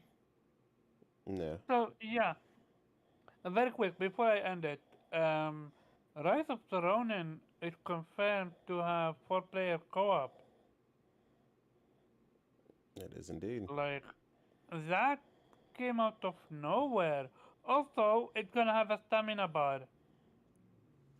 I'm gonna go with you, Nate. What's your thoughts on this one? I mean, it was I'm surprised they held that so long. It Yeah, was weird that you that would think information that came out would. so late. Do you think maybe they couldn't? They were not being able. They were not sure if it's gonna be able to work or not. Not really. I just think they chose to, for whatever reason, hold that close to the chest until later. They've obviously shown us plenty of the game. We've seen some pretty extensive segments of gameplay and stuff like that, and I think particularly it just seems like they wanted to really show off, hey, like, you this is 100% a game that you can just play straight through, um, by yourself and still be fine. And then just kind of wanted to drop that extra info and, show you, hey, look, at the same time, if you want, you can also invite 3 other people. How I think my biggest key to that, though, right now, and that info is how the hell does that work? Because Mm-hmm. uh, too many games do not do seamless and really well done drop in and drop out co-op. They make you go through 10,000 pounds of hoops to try and get someone into your game, and that shit is mad annoying. I don't know what it is with Japanese devs and that bullshit. Um, but yeah, they need to stop that. Like, co-op, you don't want to work for the co-op and like have to basically feel like, you got to summon the old gods uh, to try and play co-op with your friend. Like, that's not fun. So, like, if you're gonna tell me it's co-op, make it so and make For it easy player, to eh? get into. Yeah, especially for the fact that it's 4 players. Mm-hmm. Yeah. And yeah, Morgan, for player, does that incite you to play it now even more? And what you thought on the whole 10 meter? Because I know not everyone is a fan of FromSoft 10 meter. I mean, I don't really play from soft games. I don't really know how it's gonna incorporate in my gameplay particularly. So it's a wait and see kind of thing for me. As far as the co-op goes, I I was mean, gonna play it kind of like day what one you anyway. do with the running meter Yeah, in. I mean, there's stamina meters in a lot of games I play, but I like some of them and some of them I don't. It just depends on Mm, how they're incorporated into the game. Exactly. Um, so I have to see how it is incorporated in the game and whether it's a problem for me or not. But already I was gonna play the game day one anyway. Co-op is a nice touch, so if anybody wants to hop on, and it's through the main story, so that's always a plus for me. Um, I don't know if is it like you're the same character or is it like different characters? I didn't really research to see how the co-op is gonna be done, so I don't know if it's like you play like if the person's playing with you is playing the same character as you, or if they're playing a different character. I don't. I Do think you know? it's yeah, I that think I that saw something that people were mentioning that they found out that it was supposed to be character creation of some sort. Um, so again, like, not really sure Hmm. exactly how that's gonna So the work. main game is character creation? I didn't know that. Yeah, somebody said some sort of character creation. So I guess the character they've been showing potentially is like it's the character, like the main character, but you still can Hmm. make your person. So I think everybody will Interesting. look different.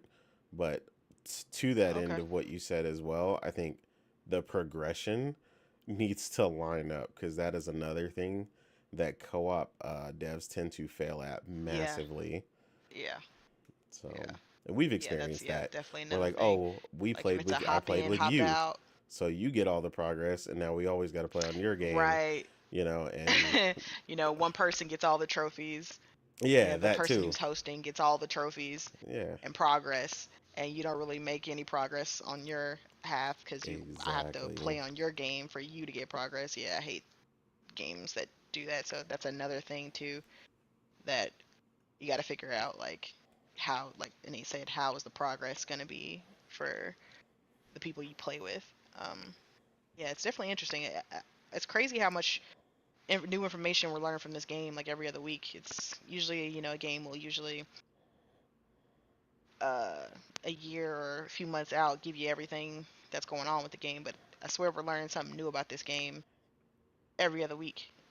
So I'm sure we'll have some new information next week about that we learn, like, oh, you can do this in the game, and oh, it's this and this, and you have this weapon class or something. But yeah, it's looking, I will say, on the front of, as far as like the graphics, every time I see new gameplay, it's looking better and better. So that's a plus. The last little, I think 9-minute clip they showed, it looked a lot better than the state of play. So that's a plus. I'm always happy to see a game over time, you know, tighten up on the graphics end. So yeah, I can't wait. I'm excited for Rise of the Ronin. It's a big one on my list. I hope it does well, and I hope it surprises me.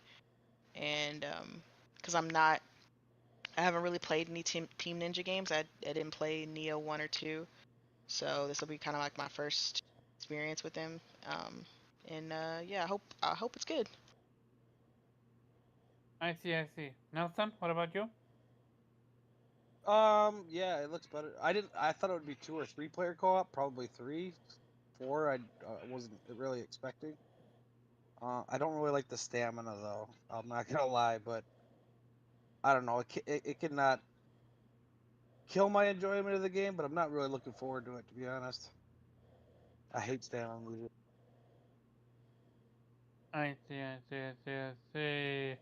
Weep? Um, yeah, it's not on the top of my list.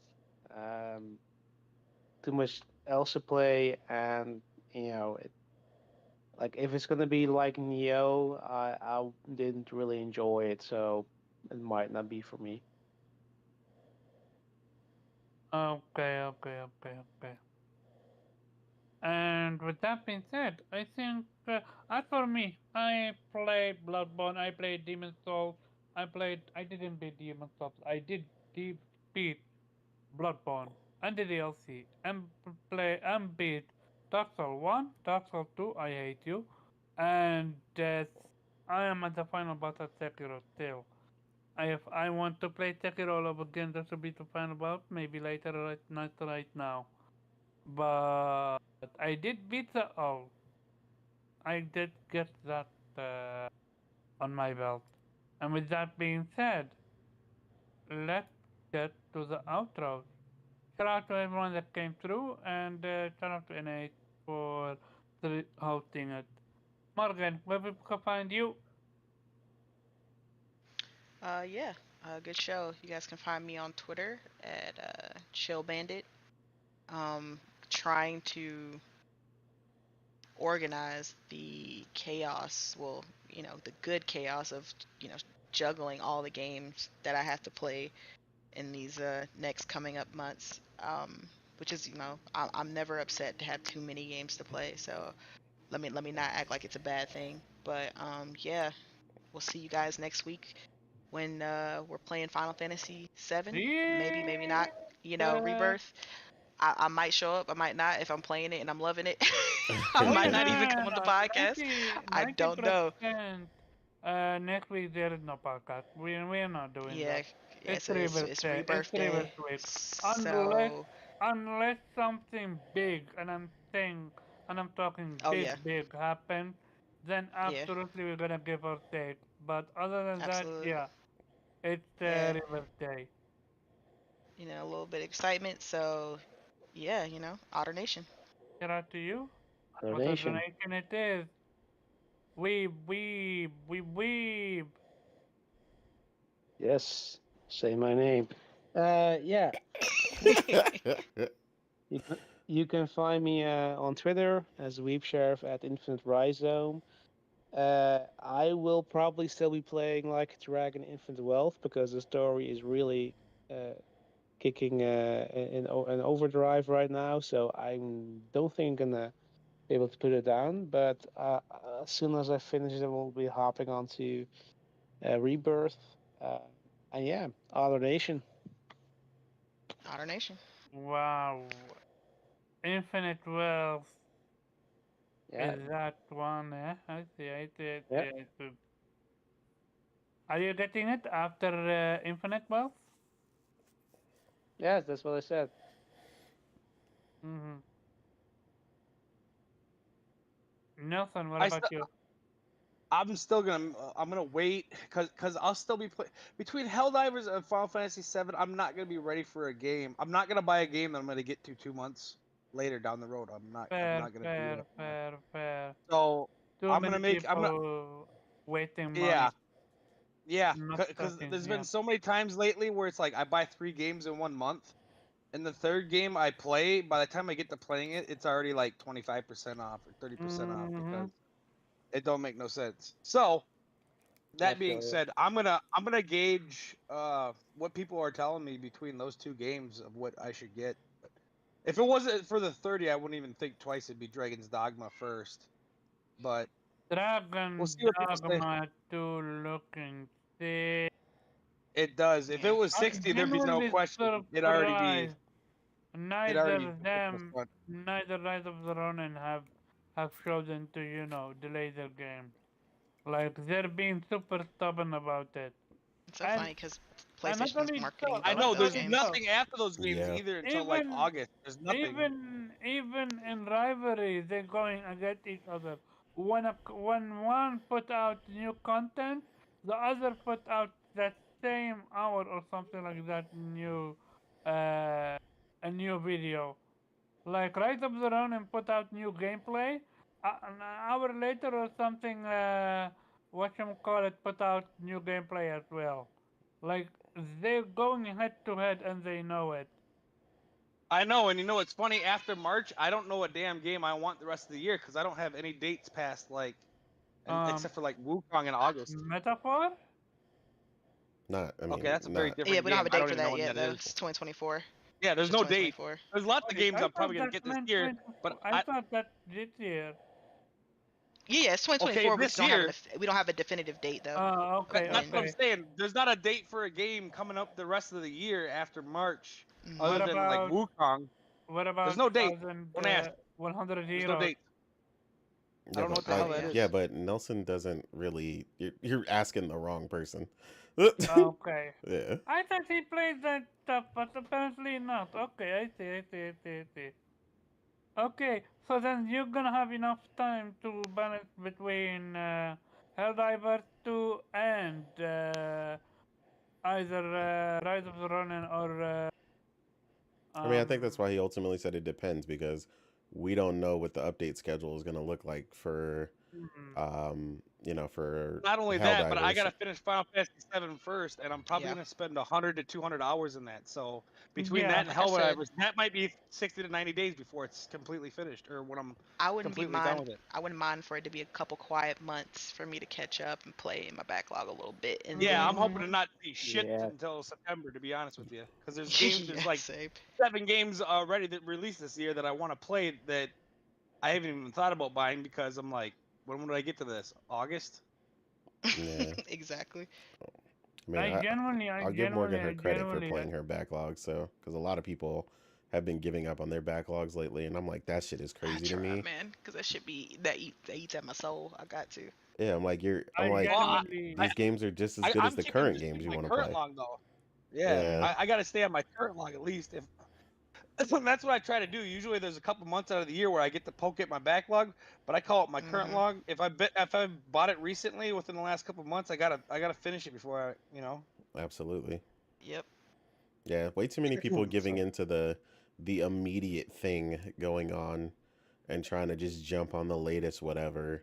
And it's like, look, man, if some of you guys would put in the actual dedication and, some discipline and tone down that ADHD, uh, y'all be able to complete some of these games. it's Hmm. like Game Pass. Play 5 minutes of each. Yeah, That's what Xbox said. They said it was yeah, okay to yeah. play a game and never touch it again. I mean, they don't have no choice because that's apparently 90% That's why nobody finished the of first chapter. yeah, like of their fan base at this point. They download stuff and go, well, it was on Game Pass, so That's why Hmm. Jaffe loves Game Pass. He tries like 10 games. Like, well, boy, glad I didn't buy that shit. that is exactly why Jaffe Game loves Game Pass. That's a whole psychological effect thing going on as well.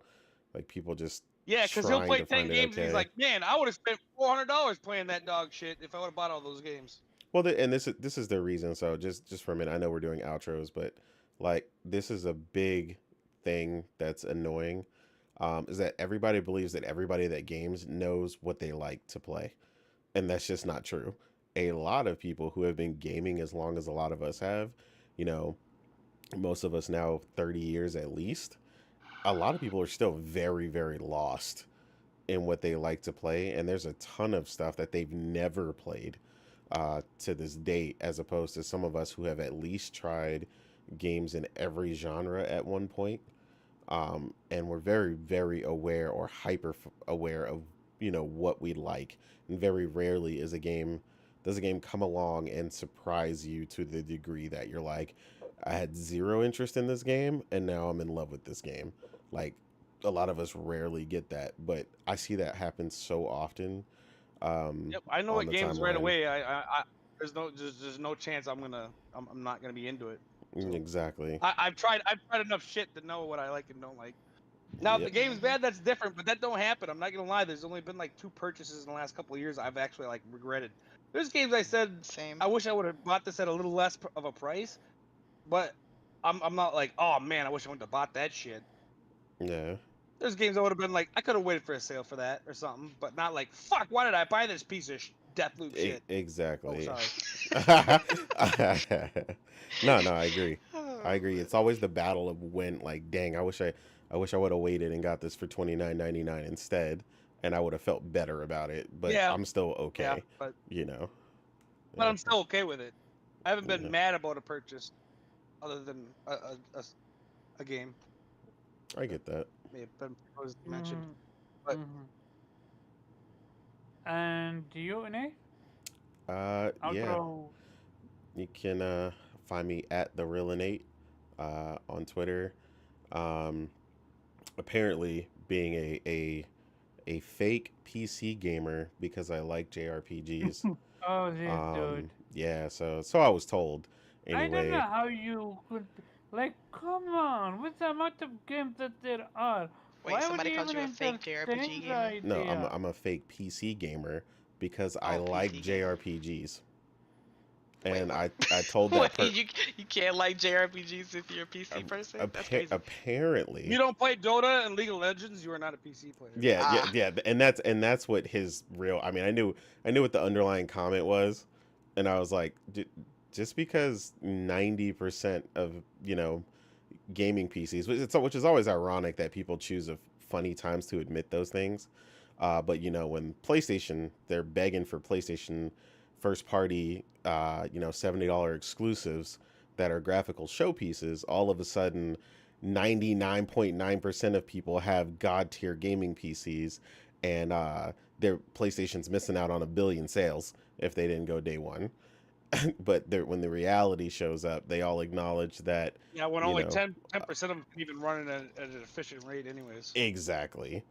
So I always find it funny how that ratio flips depending on what they're begging for at the time. Um, which, I mean, the reality is, yes, a large portion of them play those games, League of Legends, Dota, Counter-Strike, because those games are not graphical at all and can usually be ran on like your mom's old Dell computer. So that's why they're popular. But yeah, I laughed at that whole idea because and essentially laughed because the person is obviously incredibly misinformed, because there are multiple JRPGs that can only be played on a modern day, in a modern day form on PC, because the games haven't been updated, but they've been released on PC, and therefore is like the only way you can really play them. Like if you want to play them the typical way we do on like our consoles and stuff, like the Legend of Heroes series. If you want to play that currently and it's not on like a PS3 or a PSP or something, you need to play them, or I think PS Vita, but you want to play them current day, you need to play them on, a computer, which is why Viper, he's not here obviously right now, but Viper bought a large reason why he bought a gaming PC at the time he did is because he wanted to play the entire Legend of Heroes series, and Why not get he into got a Trails of laptop? Cold Steel. Yeah, he did. Yeah, Okay. he got his laptop. That's where he was playing Trails of Cold Steel. Not Trails of Cold Steel, Mm, but the the original part of the trilogy yeah, before the Trails. Trails of Trails Sky. in the Trails Sky. of Sky. Yeah. Exactly. The only place to get the triple collection in modern day is on PC. This is why I laugh when people say silly things like, "Oh, you prefer JRPGs. You're not a real PC gamer." And I was like, "Oh, okay, my guy." Because I haven't totally been playing, PC gaming since before dial-up. But yeah, sure. Let's go He with wants that. PlayStation to go to PC even day and date, even though he admitted he doesn't care about the games, right? Yeah, yeah, it's hilarious. The reality It's is absolutely is. everybody ultimately wants PlayStation's games. I mean, that's just the Mm-hmm. reality of it. If you So, are a gamer, you want to play what's hot, and PlayStation makes a lot of what's hot, especially when the single player realm, and you know, that's where you can find me playing amazing games. I say And soon, showing it on even though Twitter. I don't believe you. hmm Yeah, I mean, You play none of them cinema. ever do. According to my comment Yeah, section. yeah. I'm surprised you didn't say you're gonna play Shin Megami Tensei 5 with 4 FPS now. Yeah, Congratulations. yeah. I mean, it's a good feeling to no longer have to suffer, you know, uh, teenage level FPS in that game. Which I found my first Nintendrone because of that comment. By the way, who tells me my personal experience of experiencing 15 FPS in that game doesn't exist and that I'm lying. So that was fun too. People are now refuting personal experience on video games, so that's fun. Mm, mm, that's the funny part. Good times. Too bad the game from Platinum is not gonna ever come to play Astral change. Chain. Yeah. Yeah, Astro Chain. Yeah, Cause that's the one that got away. that one that also needs frames, if you know Absolutely. what I'm saying. And with that being said, shout out to everyone that came through. This was such a fantastic show. Hey, we did it well, 3:15. Hey, blame it on Innate. You started a few topics. Hey, real talk, I'm not gonna blame it on topics. And this Oh was content, Morgan. This was content. You can't man. blame me. And you wanted I like didn't. 12 other Oh topics man. though, so See Morgan, why I cut that down though? yeah. I Mm-hmm. didn't do anything. Mhm. Mm-hmm. Yeah. Shout out to everyone that came through. This was fantastic show, guys. Look forward for Rebirth, especially with yeah, how exciting it seems to be. Again, as I said before, I'm pretty sure no podcast next week unless something major happens, like PlayStation by Square, this or that, or some super important game is confirmed for PlayStation from Xbox, something like that. Otherwise, enjoy Rebirth. Enjoy Rebirth if you're touching that. If not, enjoy whatever game you want to play. And if you're not a gamer, hey, enjoy whatever you like.